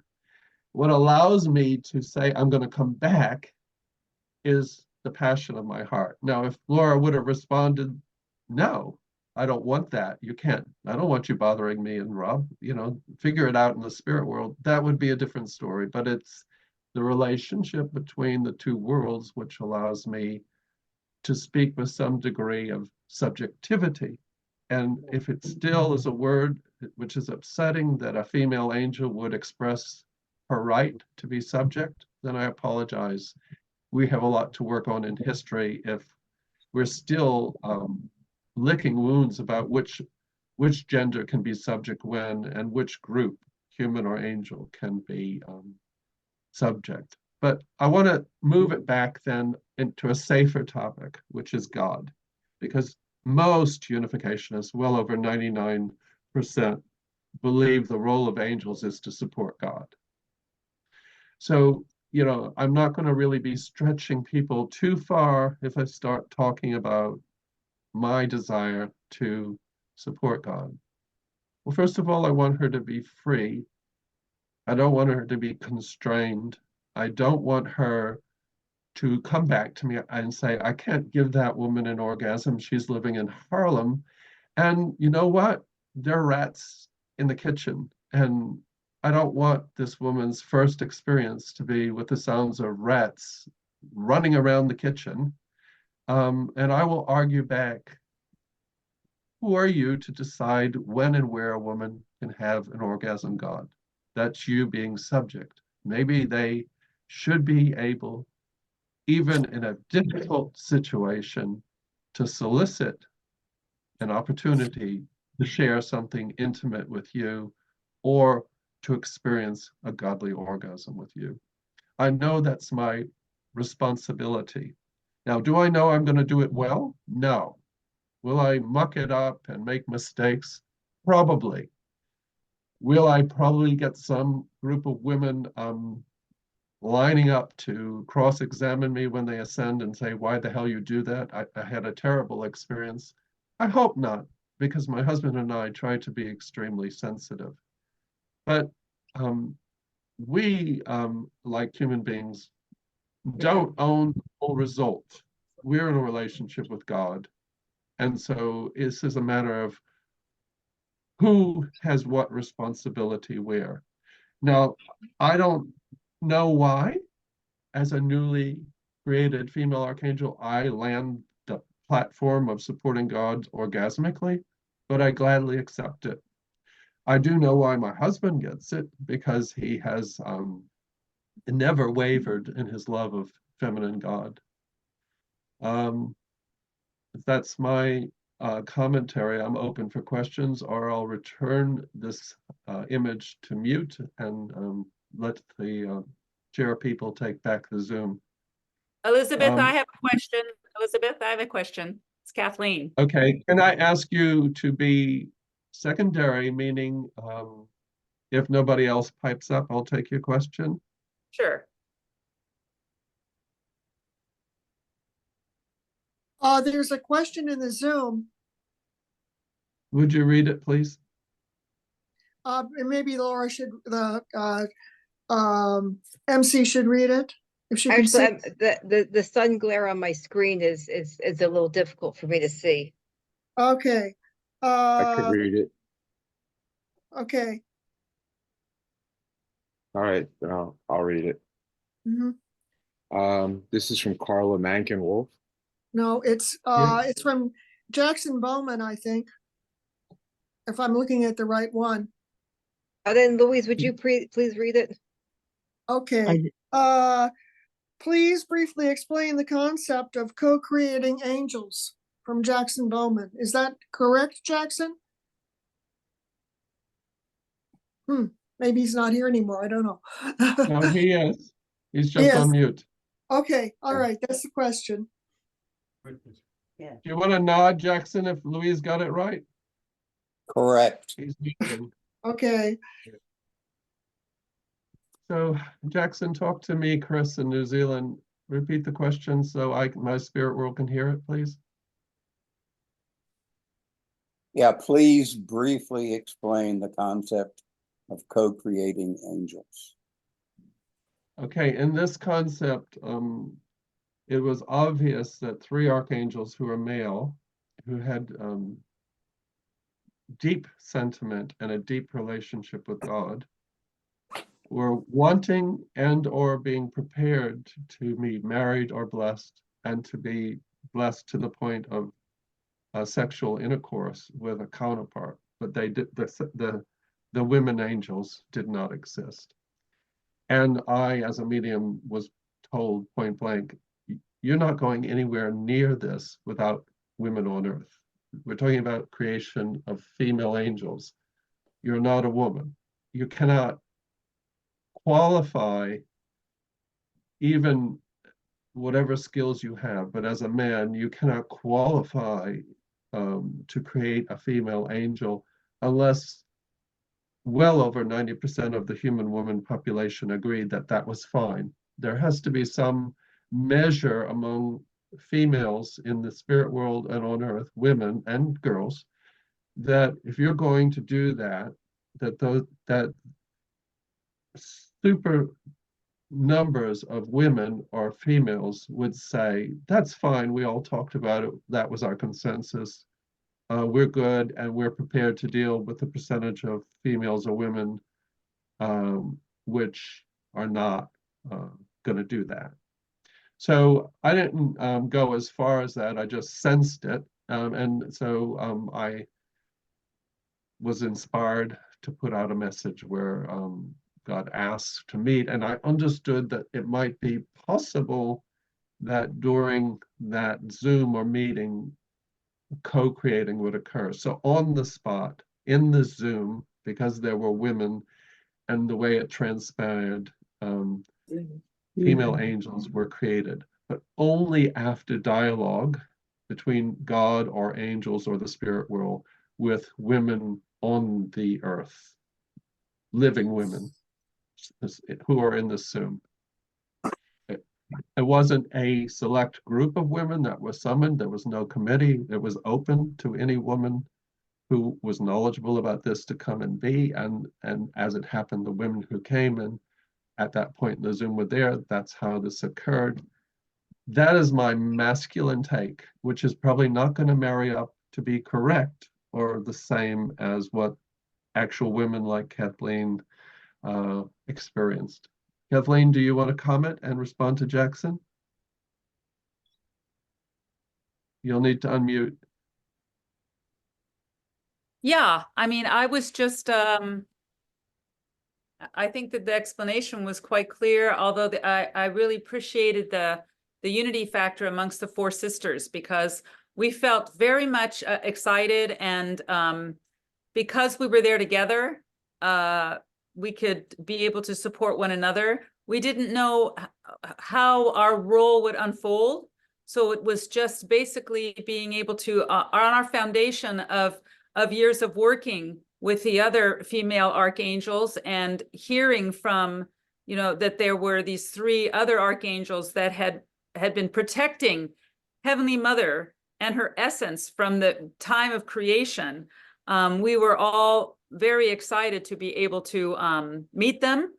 And they were so humble in asking us their opinion, and being able to participate in the co-creation just took us one step closer to God's vision of what the original design will function like. And it's just, it was very exciting to hear from Elizabeth just now. And yeah, so it's been a real evolving experience. I would add to you, Kathleen Zadkiel here, I would add that we're actually co-creating now. I mean, we're co-participating in a Zoom, which is a form of creation. Yeah. It's not just, we don't just sit around, you know, making sure Mother God's toenails are polished, you know. But what about Elizabeth's? Are hers polished? I definitely polish my wife's toenails. I love it. Okay, well, that's good. You keep doing that. I won't unless she wants me to, but thank you. Okay, very good. I just had a Thank you. quick question. I had a quick question to Elizabeth, if she's still there, because she had expressed to us in the actual co-creation experience, after having been co-created, she had expressed specifically that she was wanting to give back to all circumcised men. She was like right on top of an issue that has been very much to the fore in the Delaware group. And I was wondering if she had any comments as a female archangel about that. Oh, well, okay. I will do that, but I want to ask everybody in the room, if you're at your home and you're tired, could you stand up and stretch your shoulders and relax a little bit? Because I don't want to be talking and answering this question to people who are stressed out.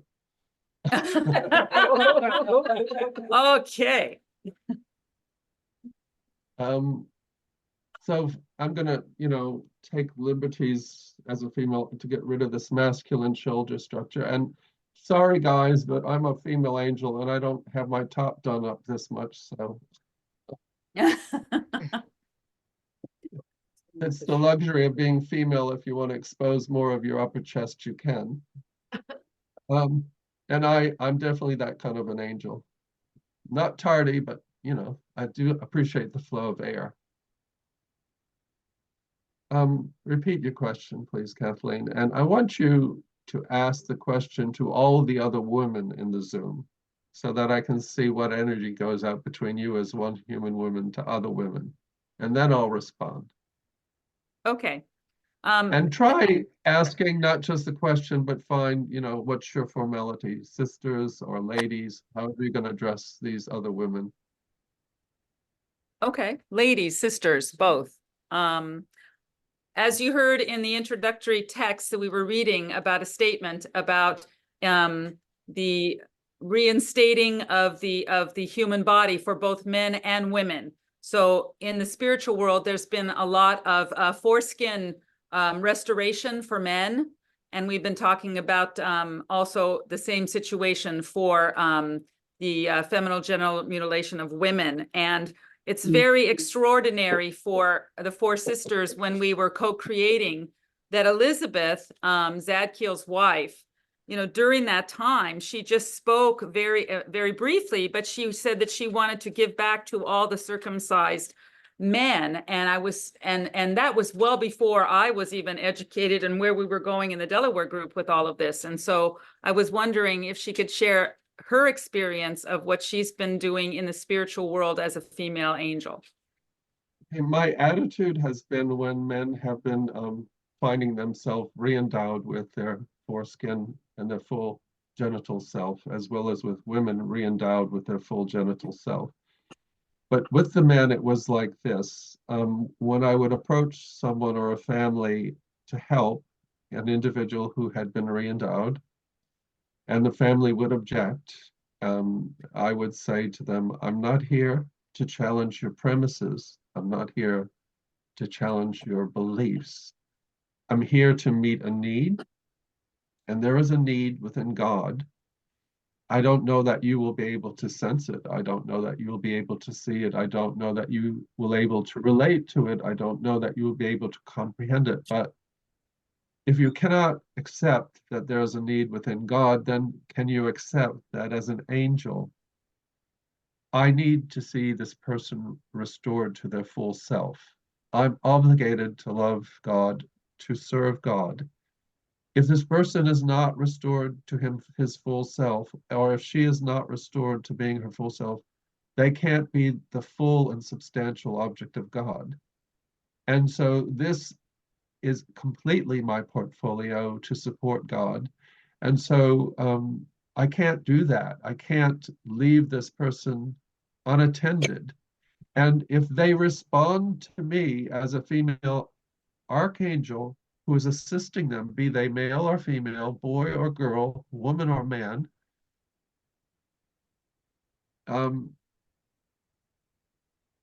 just for those in the spirit world lower realms, no, there aren't. There are no circumcised male angels.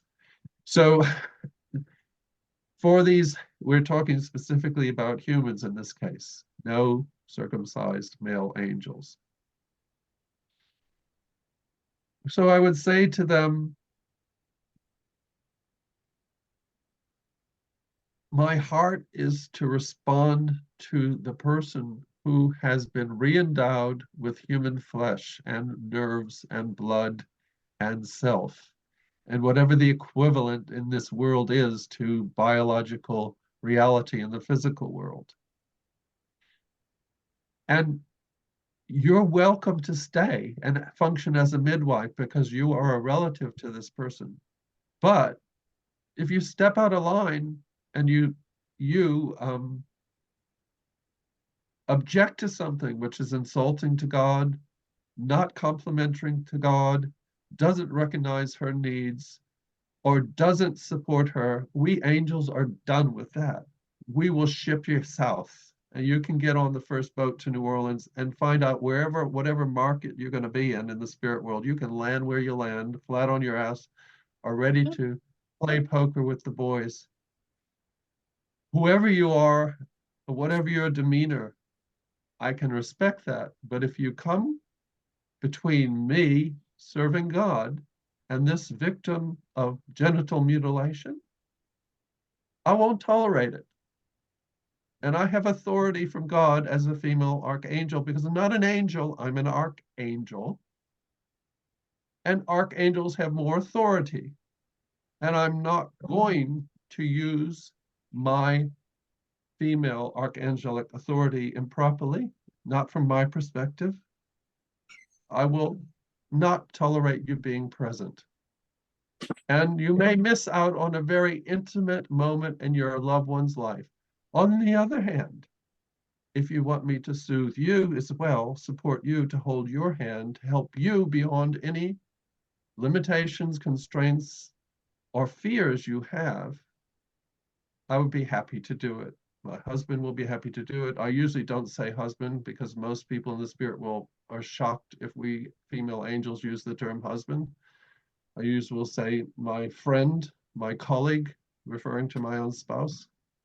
We don't need to sort of get people, to 101 here on what happens in angels' lives, but we are trying to stay present with what that task is, which is to support the recovery of an individual.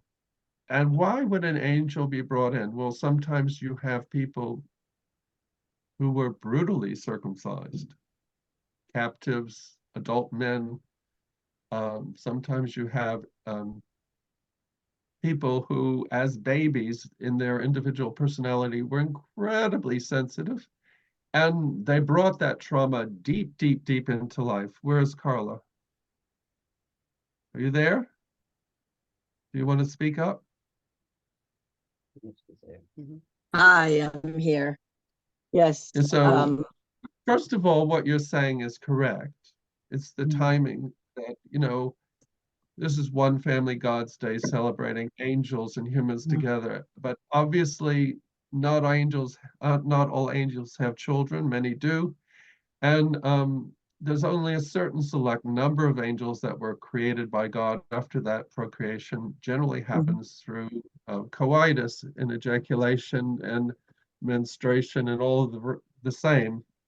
But you know, before we move towards the care of all children in a wider community, we have got certain things still to do, but certainly the prep is there. But what we're talking about here is a child who had trauma, and not all children have as much trauma. And the right to, on one hand, become themselves again, but on the other hand, demand that as much as possible their loved ones, even if those loved ones are the very causes of trauma, be present, because they love people, even if they are the very people who caused the trauma or their own family. But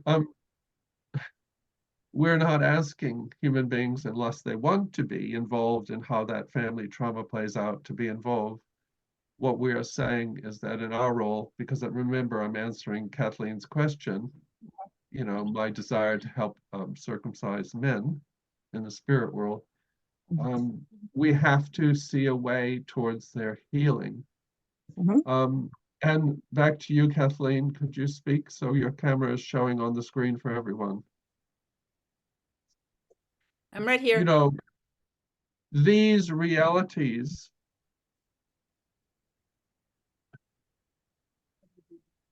are so challenging.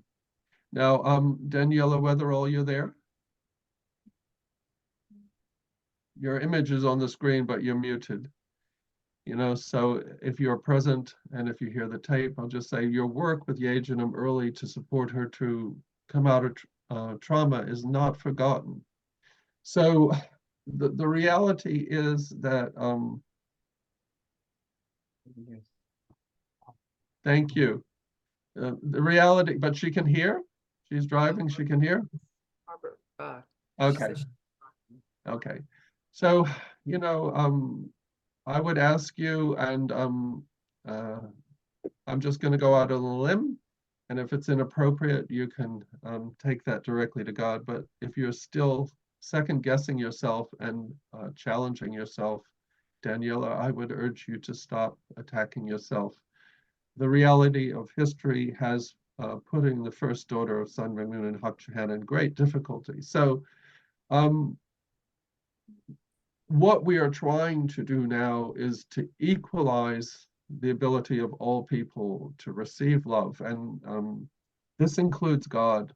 For the unificationists, this is really fundamentally important because all of you ascribe to having great love for God and a great desire to meet God, to support God, to meet his needs, her needs, God's needs. Whatever your experience or view of God is, it's always the same that you want to help God.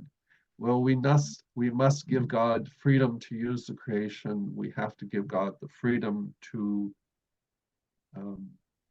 help people who have ascended to recover their foreskin and their labia and their genitalia. And we are working with God on how to select groups of people who are physically alive, who have been genitally mutilated. How do we as angels give them the dreams, the experiences, and work with God to provide the imagery, especially people who are sensitive and who sense the spirit world? How do we give them their genitals back? Because you can do it. You can have a person who's physically circumcised who can zip up after urinating and see his foreskin and sense the nerves happening and what's happening. You can have a man who's having intercourse with his wife, yet his physical body is circumcised, but he can experience his foreskin during intercourse. It's another thing to then go to the wife who's only ever known one man and one man as a circumcised man to then experience what it is to vaginally experience a husband with a foreskin. So this is also got to be someone's portfolio. And if we don't find the person, the female angel, to do that, we're going to again demand more creation. Let's find Louise Straight. Yes, hello. Hi, Elizabeth, Archangel Elizabeth, Yes. talking to you. Mhm. I just said that we need a situation where a woman, and you are such a woman, who has a husband who is circumcised, can, if she wants, be worked with from the spirit world while she's physically alive to experience her own husband that she's blessed to, that she should have the ability, if she's at the least bit sensitive, to sense what it is for her own husband to be within her during coitus with a foreskin. She should have not only just a general experience, but a specific experience to the specific dimensions, size, and level of engorgement of her husband in a natural state. She should have the sense of entry and withdrawal of her husband's penis and foreskin. And we are challenged as female archangel women to figure it out. As my husband said, we are to protect the right of Heavenly Mother to have orgasm. That also means protecting the right of God to have an orgasm in relationship to a unification woman or any woman on earth who would like to know what it is, who would like to know what it is to have more intimate knowledge of God and herself as a result of that kind of sexual experience with her own husband and with God, however God displays self there. And I'm not asking you to do anything, Louise. I wanted just an object to share about it. Is it okay that I've shared with you about it? Yes. Okay, so Kathleen, I believe I've more than answered your question. You're on mute, Kathleen. Thank you, Elizabeth. Thank you so very much. It was a pleasure having you here. Where's Laura Brooks? The Brookses had to leave and they just texted Okay. me. They didn't want to interrupt anything. Yeah, who's chairing now? That would be me. So I don't have much time left. My spouse here in New Zealand needs me to do many things, but I was supposed to have a section of letting God speak through me, and I have a question. Are the other major topics of the agenda covered or some dropped off? You want to stay? Sure, I'm going to be working. Do you have any more I feel like I'll do something. documents to be sharing after the co-creation of angels? Yes, the statement by you and Andrew. Yes, we do have one more statement from Andrew and myself just on this particular topic. So it's a good way to shift from Elizabeth. Okay, will it take long? I have to manage my time. No, this is the statement right here. Do you want to read it with me, Andrew? Yeah. Okay. We wanted to have a brother and sister reading together. So Andrew Wilson and myself were going to read this together with the title. The gift of the human body in God's original design. In celebration of the third One Family God's Day, we affirm the following statement to support the journey to the definitive establishment of God's original design of creation. In recognition of the end of restoration history and all indemnity, we will work compassionately, devotedly, and in earnest to eliminate all forms of human circumcision, both male and female, and in so doing, celebrate the original design of the human body as a gift from our loving God that enables God's original love to flow between God, man, and woman. Thank you. Thanks, Blondine. Glenn Straight, Chris here. You have access to your emails? Yes, I do. Can you find the email that I sent to you where you were included, I believe, and then God started to talk through me about other forms of orgasm. Can you find that email, please? Okay. While he's looking at that, we've had the format where people could ask questions about the topic. And so just having read that statement, maybe while Glenn is looking, if anyone had any questions on what was read about God's original creation of the human body and our movement toward original design.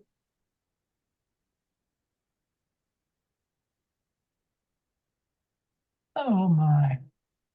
Yeah, I'm in agreement about the let's stop circumcision. And some years ago, intuitively, I had an enormous anger about having been circumcised, and just so this is I'm in agreement with what's going on with what this topic is about. Thanks, Jackson. I wanted to also let people know, because a lot of people don't know, that we've only been recently informed, because with the concept of female genital mutilation, the Sunhawk Prize in 2019 from True Mother went to an extraordinary woman who's founded a foundation to work toward the elimination of female genital mutilation, and that was a $500,000 prize that True Mother gave to this woman to bring an end to that. And that was very exciting to hear about. You know her name? Warris. Warris Darris. Mainland? Warris Derry.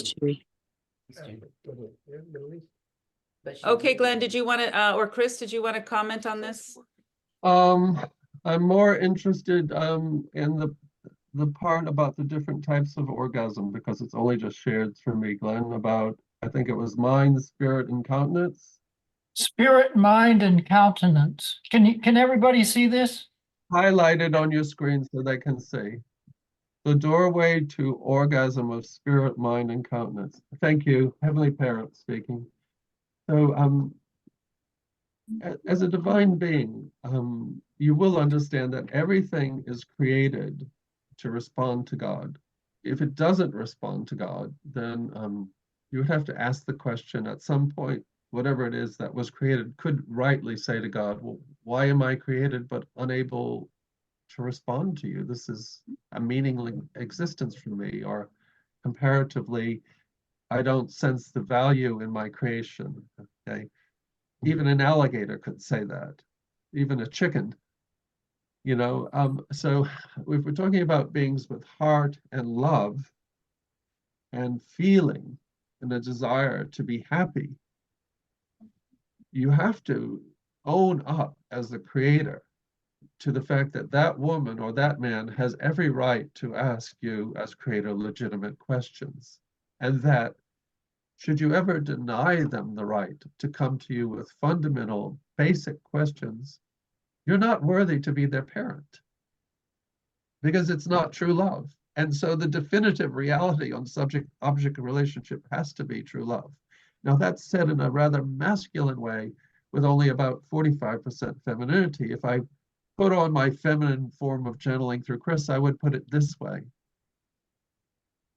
Women who often have been objectified will never settle for a relationship with God where they feel no value or they don't feel equal value to men.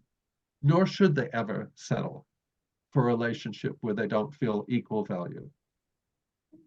Anybody want to object among the women to that?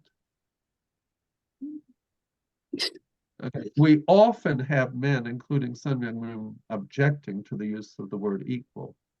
You know, Yejinim recounts the story where a father says, how can women and men be equal? So he didn't know, because you know what? He's not a woman. And some of the information God gives is given to women.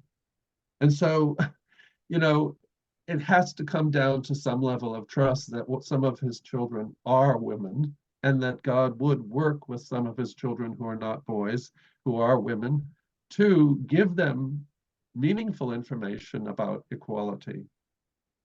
Well, it's not just women and men who want to be equal, but there's a part of God that also wants to be equal to a human, or even equal to an angel. And equality very much looks like something where you are one. And I have a great mind as a being, And there's only ever going to be so much that any individual human being or angel can understand about the mind of God. And the desire is that I would sometimes flood an individual with so much information, not in an unpleasant way, not like a drug overdose, but in a way which is almost orgasmic, where as much as it would be flooded and it would be overpowering and too much, it would also be incredibly meaningful. And I would, because of language, call that an orgasm of the mind. If we deal with spirit, it's the same. And so the word flood is not really the best, but you can try to associate, if you in your life have been lucky enough to have an orgasm, to understand something about that word, something about the physical body and spirit body's ability to orgasm, and therefore something about sharing that with God. We only get to it in this point of history because it's only within the last week that we've set up all the situations for all people in the ascended world, except for those within 40 days of their ascension, to apply, if they want, to be fully re-endowed to their sexual self. And if they don't want to do it alone, they won't have to, because there will be angels and other human beings to help. If they want to be individual and cavalier and go on a mountain and sit with God and look at what it's like to have a foreskin back, they'll find out. And if they want to if they have the skills to converse with God, either as mother, father, brother, sister, friend, we'll converse like that, and we'll talk about everything. What nerves were taken, what would it have been like for you to have a rash on your foreskin or labia, what would it have been if you've in your physical life had a sexually transmitted disease. If you had your foreskin, what would that disease look like there? Or what in your labia, what would it look like there? So whatever they want to know about being re-endowed should be open for discussion. At some point, I would shut the conversation down and say, that's enough. You actually are now way beyond caring for yourself emotionally, because you're just getting a flood of information, a flood of experience. I can't be a loving subject or object with you, because you know what? The experience that you need to engage with me more about this topic, it's not there, because this is something that should never have been taken from you, yet it was. And so, yes, as creator, I'm duty bound to return it. But when it comes to taking responsibility for that which is given back, there's still that cooperative 95% relationship. There's still you being you, making your own decisions about how you live your life, how you receive love, and how you give love. So, this is something, excuse me a minute, I'm going to yell out to my wife.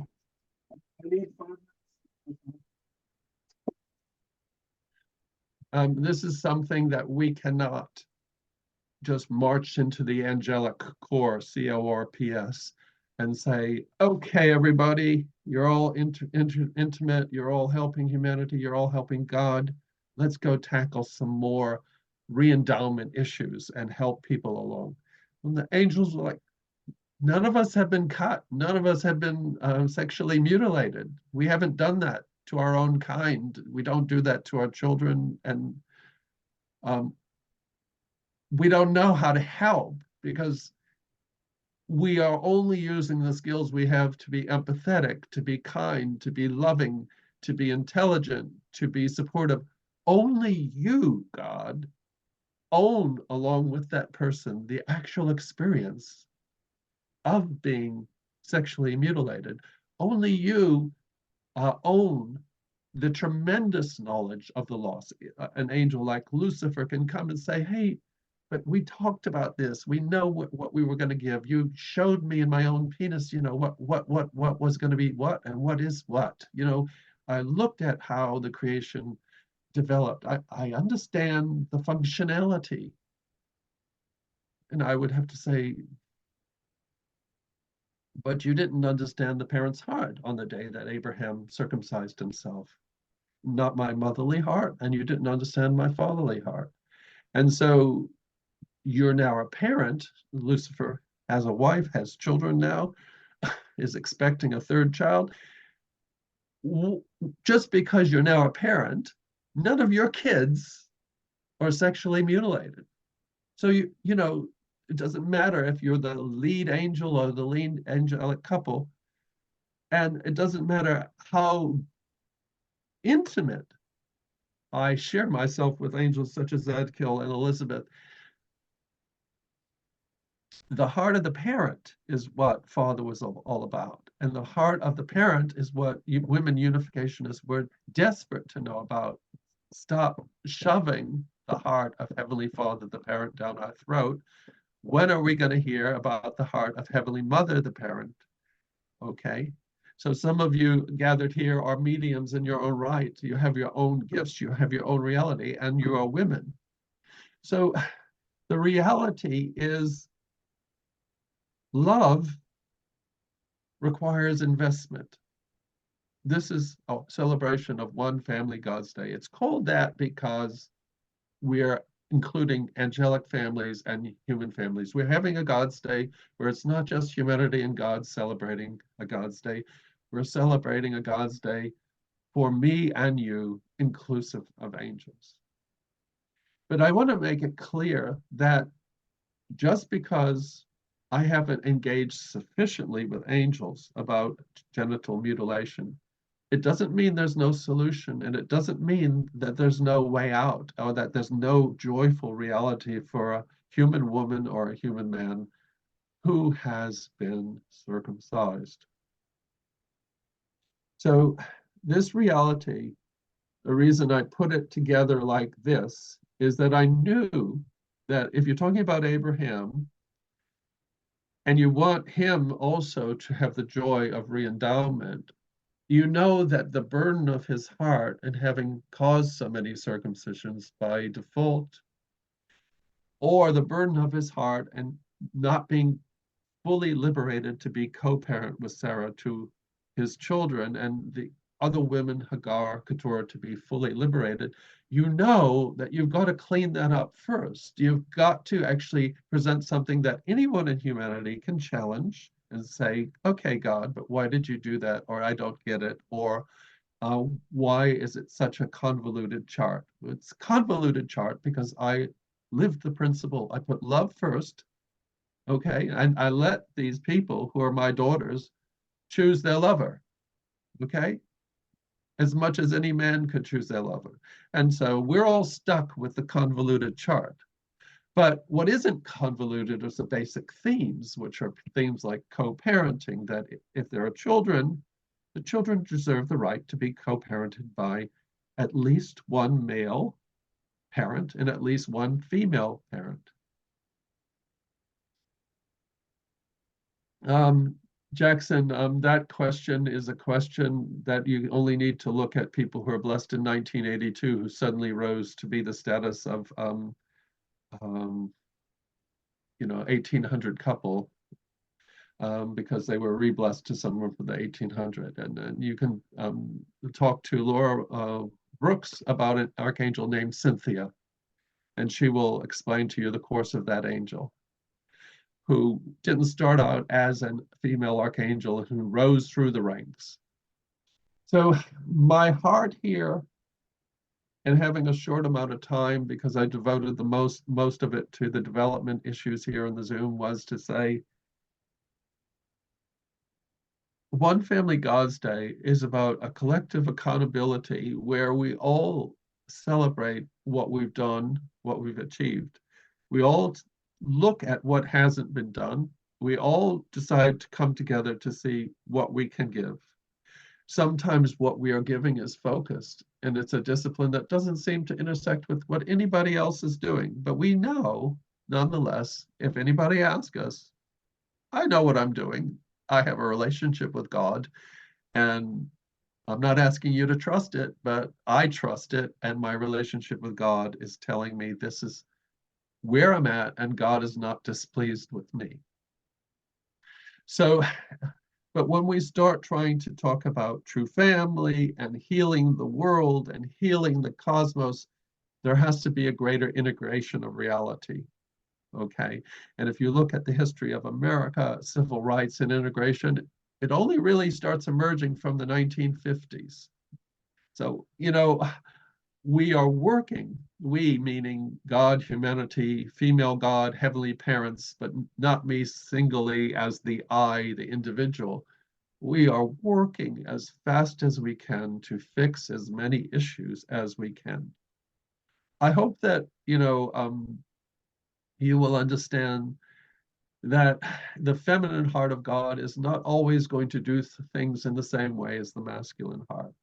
That the masculine God is going to sure rise up, open the door because he sees somebody coming to the door and let everybody in, but not necessarily the feminine door. She might tell her husband, wait a couple of minutes, I need to get in the kitchen. The kettle's at least going to be boiling before this person comes in, because I'm going to welcome them to my home, and I'm going to embrace them, and I'm going to make damn sure that they're comfortable and that I've got all the resources I need, whether it's going to be laughter or tears in my living room. But the masculine God often doesn't do that. He just says, I want to welcome them into my house. I have missed them. And so there's this relationship within God between feminine and masculine, and each are employable.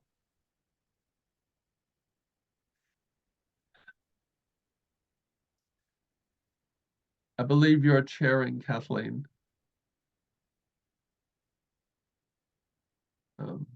Would you unmute? Yes, I What just did did. you learn? What did you learn from your husband's sharing? Because we're Something. a family. This is your family of unification. As your husband shared something very deep with his community. What did you learn from it? Well, that we're a family of unification in a whole other dimension of unification, of bringing together peoples in the spiritual world, people here in the physical world, and hopefully seeing an end to the estrangement of either, and coming together to be able to co-parent together for the good of what we can bring to the pleasure of God and to the happiness of our family. And I'm very much looking forward to it. It's been a very, very painful journey spiritually, a lot of battling and struggling and misunderstanding. I would ask you to look at it differently. I would ask you to look at it more, when you look up a word in English, you can find the etymology of that word. I would ask you to look at it more etymologically, like how did your husband even get to that point? He got to that point because of that chart. He got to that point because of that effort after all of history to return people to the position of co-parent. And when he could see that a bona fide family was not necessarily only biological, but that it wasn't even necessarily religious, it was simply the heart of God. That freed him in a great number of ways. And when he could see that the relatives of the father of your first child were also moved and approached him to say, are we kin? Yeah. What words are we going to use? Because we're all in to be kin now. If you are the bona fide parent of this girl, that makes us, from our perspective, relatives. And so you would have to ask yourself logically, but I can tell you emotionally, of course, that's very moving to God. Very, very moving. Because it just makes me want to pour my heart and love out to everybody in that circumstance or family even more. And it also makes me want to think about how to be creative with such a family, how to help them to inspire one another to be not only there for each other, but to really see each other. I think this is probably a good place to bring a theme to end, and I'm going to talk to those of you who are married and unhappy in your marriages. I'm well aware that after 10, 20, 30, 40, 50 years of marriage, sometimes people just don't see each other. And it's not because you didn't try. It's not because you didn't beg. It's not because you didn't ask. It's not because you hadn't beseeched God. It isn't because you hadn't tried to evict ancestors. It isn't because you didn't try to liberate ancestors. It isn't because you didn't try to include ancestors. It isn't because you didn't, try to ask anybody you could stop on the street how to help your ancestors. sometimes you're just the victim of history. Just like me, you're just the victim of history. Right. But the wonderful thing about history is it's always being created and there is always hope. Okay? And so, you know, the people in Moses's time, probably many of them would have wished that Jesus was around to, you know, knock a soccer ball with and get a few ideas in the temple about this, that, or the other, about love being more important than law. But Jesus doesn't come until many centuries after Moses. And, you know, that is the reality of history. What we're trying to do, ladies, we're trying to empower you to be the co-owners of history. Any woman want to respond to that? Does that make sense? Can you nod if you're a woman and it makes sense to you? Makes perfect sense to me. Me too. Yes, could you say that again, please, so I can write it down? We are trying to empower women to be the co-owners of history. Okay. And we don't empower them by God waving a magic wand. We got to get all the other women and all the other men on board, and you yourself. And for women who loathe themselves and have self-hate, you know, we got to deal with that.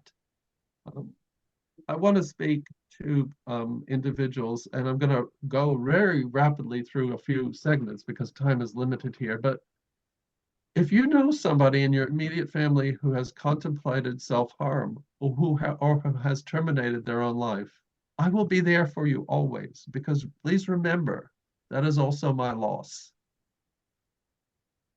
Now, it's too sensitive a topic to get out in a huge meeting because it's very incredibly wounding in so many ways. And also, for some people, unforgiving. They will not forgive God, and it's interminable pain. But we're going back to the same thing here. We're trying to empower women to be the co-directors of history. Now that's a change to language, Louise, co-directors. So if women are empowered and they're able and they're capable, then certainly we're going to have better resources to deal with every issue in the family. Okay. And that is certainly a real thing for many, many Western and African women, that they want their families safe. I would say with other societies, they have a different perspective on even their own roles, so they're not necessarily looking in the same way to be the co-directors. They want to be co-owners, but they're not sure in some cases in their society they want to co-direct. So we're not tackling that today because, again, we would be here forever. But I want to move on to another topic. One of the things I enjoyed the most from this Zoom as creator is the intro, where we talk about God not being empowered to be represented in the feminine in scripture, in culture, in life, in experience. It's simply a truth, you know? Now, I don't want to call myself a victim in that case. I want to refer to myself as a troubadour, you know, working always to try to bring it back to balance. Who has a good definition of the word troubadour? Jacinta, what's your definition of troubadour? Could you unmute? Unmute? You're on mute. Siri. What's the definition of troubadour? Just showed everybody. Yeah, honestly, I've always seen troubadour as being a poet who sings, but I thought you were going to say the word trooper, because trooper is a person who is a soldier who maintains their yeah, they keep fighting because they have a true heart, and It only works for the oceanic spirit world. Yes, a rebel pioneer. I feel like that. I feel like a trooper, and I love the quality of soldier duty and trueness, you know. And I will be objective to God all of my life, and I want to just never give up, you know, that kind of thing. And my great grandfather, I just found out he was like that, and it made me cry.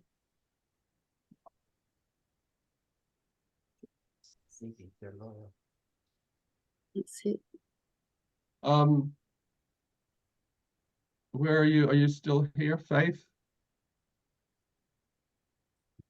I think they have readings. Oh, that's David Stewart. Yeah. I'm thinking she must have left. Yeah. Yeah. Yeah.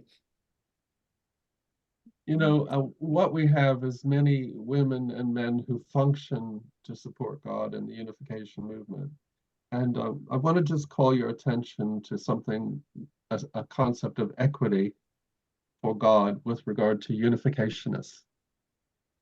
I don't only exclusively work here or there, all of you know that, but how it pans out when one person emerges somewhere to do something and somebody else doesn't, or some person seems to be favored, or some person, you know, is the old laborer and the new laborer comes in and gets the blessing. Let's just remember that God is stuck with history. And also think of me as a mother who, if you complain to that you're not put in the front of the stage, that I would say to you, but in my life, you're my child, you're always at the front of the stage. You know, I don't agree with the assessment that you're not at the front of the stage. You're not at the front of the world knowledge-based stage, but in the invisible world and in my being, you're at the front of everything. And let's just try to give some of the men a bone in their masculinity here, since most of this is about women. You know, when you look at yourself, shave in the morning, stand up and grunt after being an old man trying to get a poop out, and you think, what the F has God done to me?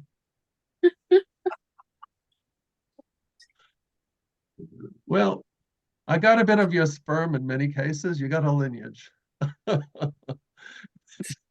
It's much more than that. I'm looking to try to build up a different relationship with children who are male, where they have a different meaning of the word son, where they get to talk to other brothers and say, I'm God's son, you're God's son. Has anything changed? Is that resonance different? We're introducing important themes. I'm the son who is respectful of God and the feminine. I am the son who is knowledgeable of her desire to make love to me. I am the son who basically can hardly wait to marry her. And, I'm going to use 4-letter words here, people, for men. Fuck her anyway, silly. Because we know that men just can sometimes see sex only. Well, in a certain scope, I want men to understand, if your desire is that passionate, okay. You're not going to be able to pedal it far, because women will knock you over the head with that wine bottle and tell you to get out of the house, much less into the bedroom. So the desire of God, okay.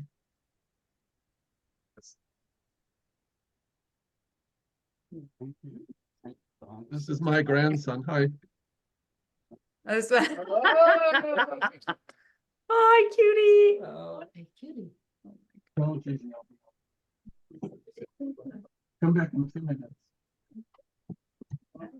So, when you think about your lineage, and girls or boys, whoever, try to be the kind of man who thinks, all right, let me just stop thinking myself for a minute. What do I want to give my lineage? And if you don't have a lineage, what do you want to give to your brother's lineage? And he doesn't have a lineage, what do you want to give to your sister's lineage? And if he doesn't have a lineage, what do you want to give to your cousin's lineage? And if he doesn't have a lineage, what do you want to give to your neighbor's lineage? Sooner or later, when you leave your front door, you'll find somebody with a lineage. The question is, what do you want to give to them? as gentlemen. I hope that all of you appreciate the time I've invested here through Chris. And you can see that the next generation has come to summon him back to reality in the physical world. So I will leave you to decide who's going to stay, talk, discuss, share. And for those of you where I, Heavenly Parent, have not answered the burning questions of your heart and you are begging me to do that, I apologize. Remember, this is only one platform, and it might be in the next minute that somebody else answers that question. Or in the case of someone like Moses or Abraham, you might have to wait thousands of years, or Zipporah, or somebody like Yejanum, in a sense, still waiting for certain things. Thank you for your true love. Kathleen, I'm gonna take Chris out of here, but I'll put him back. Yes. All right. Hi, it's me, Chris. I'm not channeling anymore. Those of you I know, hi. Those of you I don't know. Some of you I know your name and your but not yourself directly. If you feel you want to follow up, I'm open to that. I can't promise to respond immediately, but the heart is there. You can see I have other commitments in life, but thank you. Glenn, practically speaking, have we covered what we needed to cover? Yes, I believe so. Thank you. Okay. Everybody, thank you. I'm going to have to go. I really have been called. Thank you, Bye. Chris. Thank you, Chris. Happy Bye. Family God's Day. Yes. Thank you. Thank you. Thank you.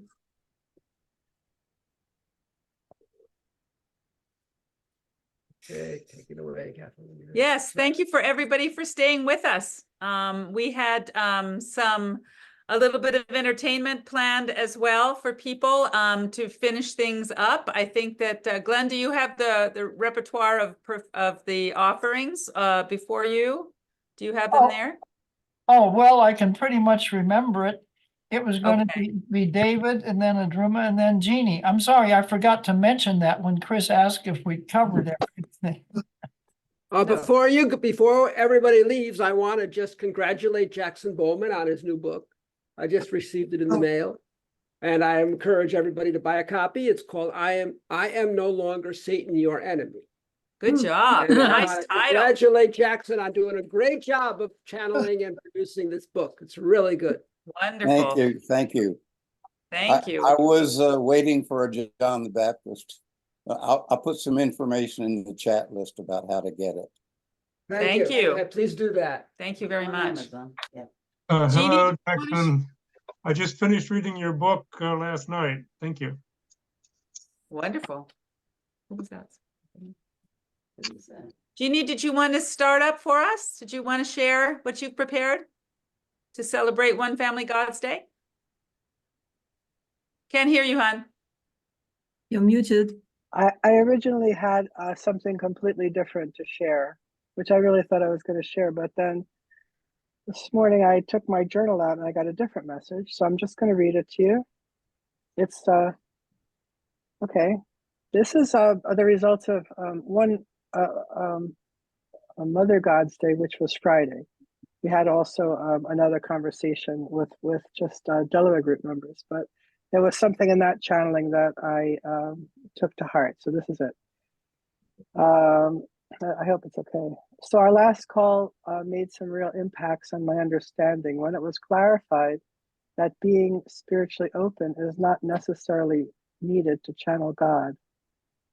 Thinking about that, I wondered, where did I get my information from? Then I looked back and I saw in my life so many times when God, mother, father, sister, brother, grandma, grandpa, stranger, friend was in me and with me, speaking, feeling, crying, drawing, writing, caring, loving. How could I have missed that for 68 years? Heavenly Mother was with me. Now I know it in such a deep and profound level that God is in me, in us. We are them. Therefore, my life is not my life anymore. My life is God's life.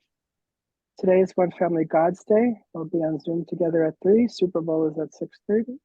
It would be nice to have the freedom not to be tied to old roles. I like it when me is us. Thank you for letting me be me. So in my experience with God lately, I'm becoming like my, my buddy. God is my buddy. I'm always discussing something, and I'm shocked at some of the answers that come through. So that was all. Thank you, sweetie. Thank you. so Thank you. much. Oh wait, With I could that- tell you the name of the song I was going to share.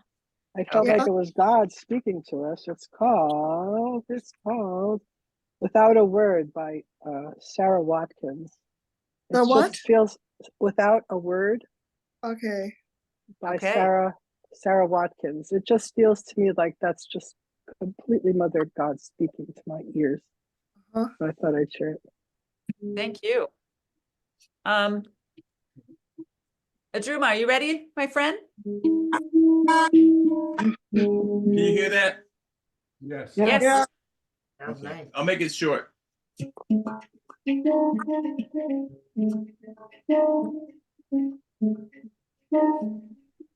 Adruma, we can't really hear it very well. All right. Let's see if this is better. Is that better? I'm Try not it. sure. Not sure. Not sure. Okay. Yeah. Yeah, it's better. Okay. No, it's not better. Is that better? No, It's the lower registers. Was it better before? slightly, but not good. Adruma, it's your lower registers are not coming through like your higher registers are coming. I'll try it again. If not,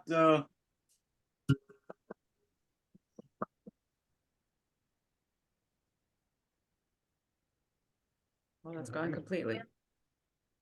You're muted, it sounds like. oh really? Oh, there you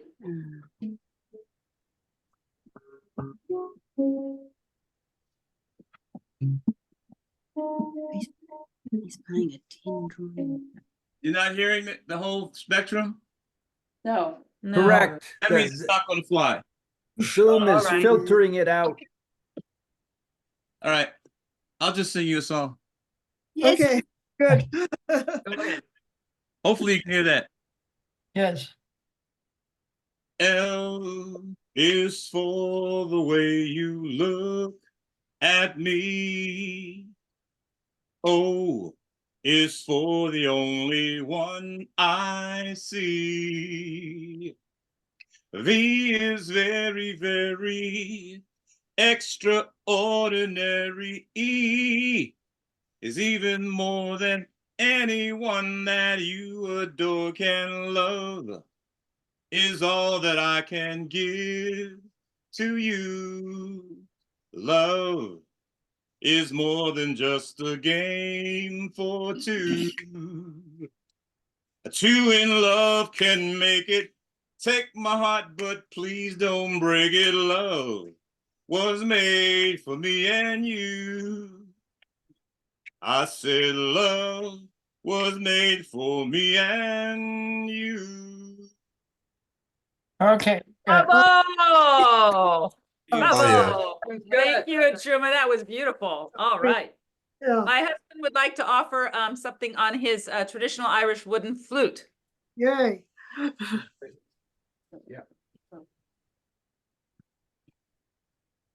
I hope this comes up okay. I don't know. I've never tried playing the flute over Zoom, so this is interesting. So in the Irish music, there are basically a broad division between dance tunes and slower tunes. And I'd like to play a couple of polkas, which are dance tunes. So if anybody wants to dance in the physical world or the spirit world, please feel free. The polkas, there's Ballydesmond polkas, number 2 and 3. I don't know what happened to number 1, but it's 2 and 3.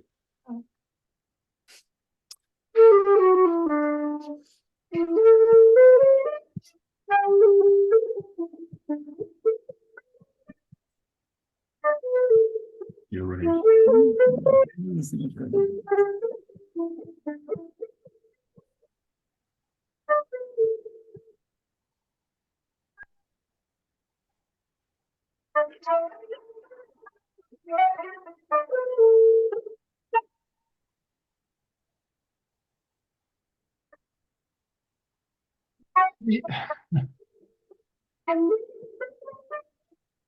Have the same problem I had, huh? Yeah, it's not coming through, David. We can't play music on the Zoom. I No, don't it's have- not working. Sorry. Turn a different way, David. What, turn a different way? Yeah, turn so that it gets by your mic. No, this is where Well, I the mean- sound's coming from. Okay, yeah, that's right. Sorry. I- I'm I- thinking recorder. I don't know, I should get a bit closer, but I think it's over. It's 'cause It's of the breath. Zoom. Yeah, it's Zoom. You hear that? I think it's a noise gate. Yeah. Computers automatically, when been playing for a while, the volume, then it cuts out for a while. And then Okay, it comes back, sorry, so- sorry. We tried. Thank you. Okay, Jackson said he has a song. I wonder what kind of a song Jackson has. Yes, would someone like to sing for us, or someone else like to present something for One Family God's Day? All right, Jackson, yes, please. We'd very much like to hear, what do you have for us? Okay, here we go. Grab your coat and get your hat. Leave your worries on the doorstep. Just direct your feet to the sunny side of the street.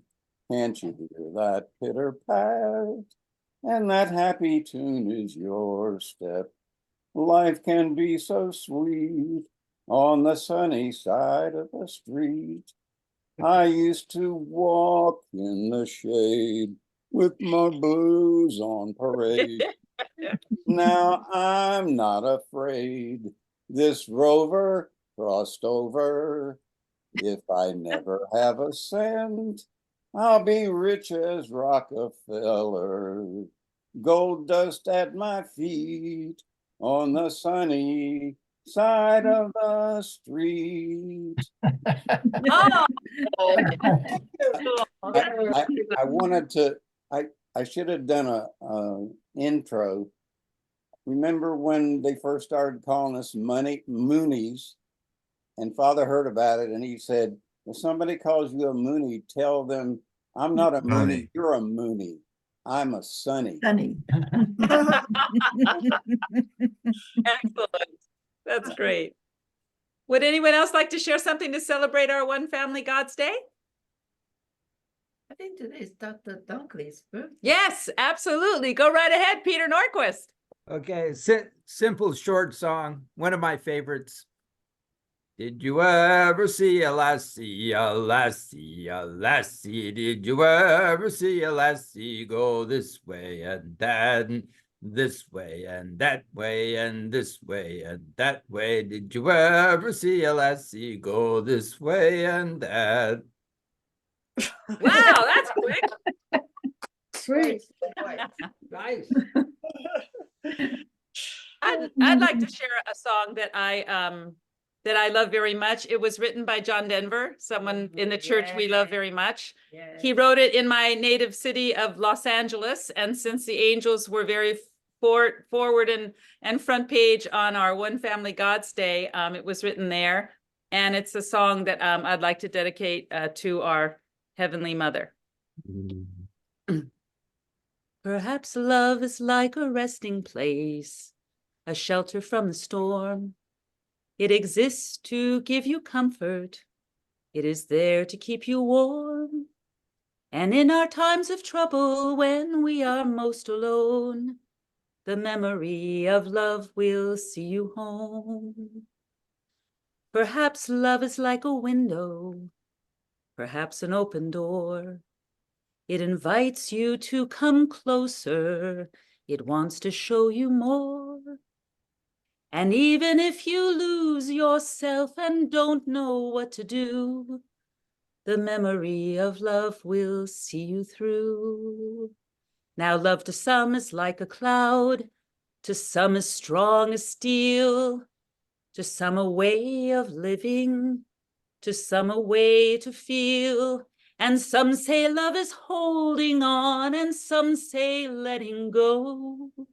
And some say love is everything, and some say they don't know. Perhaps love is like the ocean, full of conflict, full of change. like a fire when it's cold outside or thunder when it rains. If I should live forever and all my dreams come true, my memory of love will be of you.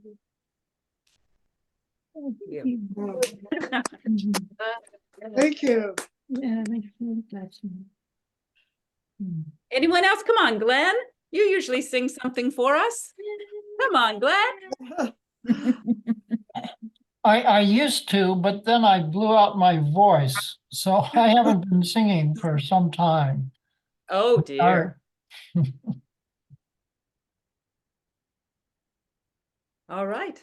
Well, if there's someone else who would like to make an offering, I think that as the mistress of ceremonies and with the maestro of ceremonies, also Glenn, who's put an extraordinary effort into organizing this and working with all the different people, but really so many of the things you saw on the screen, he orchestrated with us. And so we're so happy, and we will hope to hear from you during this year. We won't have to wait for a whole other year for our fourth One Family God's Day to be working with you, and would love to hear from you, any of your comments as you reflect upon the time you spent. But we're really, really very grateful that you've all been here with us and that we could have Chris with us as well. Go ahead, Glenn. Oh, yes. Also, if anybody wants to receive a copy of the recording, they can let us know. Whoever invited you, let that person know that you'd like to get a copy of the recording. Absolutely. Yeah, I definitely want to read the first channelings. Yes, we have, actually, I'm really glad that you brought that up, Jackson, because we have not only the original 28 messages, which is quite long, it's over 100 pages, but the sisters in the first year went through and we decided to, well, we were sort of asked, and then we decided to make some summaries. And so we have summaries from 13 pages, and a summary of just 7 pages. And so that it really helps to be able to, and we can certainly send those out to people if they would be interested in seeing a resume of the first 28 messages that got this all going back in 2013. I have. Well, Glenn has my email, so. We'd be happy to send those out. Sure. Okay, Jack. Send it to me. Yeah. Sure. Absolutely. And be happy to hear back from what you think. Yeah, I'd like to share. We're One Family God's Day here. So Thank you. who's going off to the Super Bowl now? I would like to. Well, have a good time, everybody. I think we're finished. Thank you all for staying, and I took away a lot. Thank you. God bless. I'm Mark Lincoln. Thank you, everybody. Thank you, God, everybody. every year. Everybody here say Good bye. job. Bye, everyone. Mark Lincoln, or Abraham Bye. Lincoln, Again, as he was Glenn. known in Korea. All right. Good You job. remember Thanks, that, huh? Chris. Bye, Jackson. Nice to see you. Nice to see everyone. Okay. Okay. 3, 2, 1. Goodbye. Goodbye. Yes.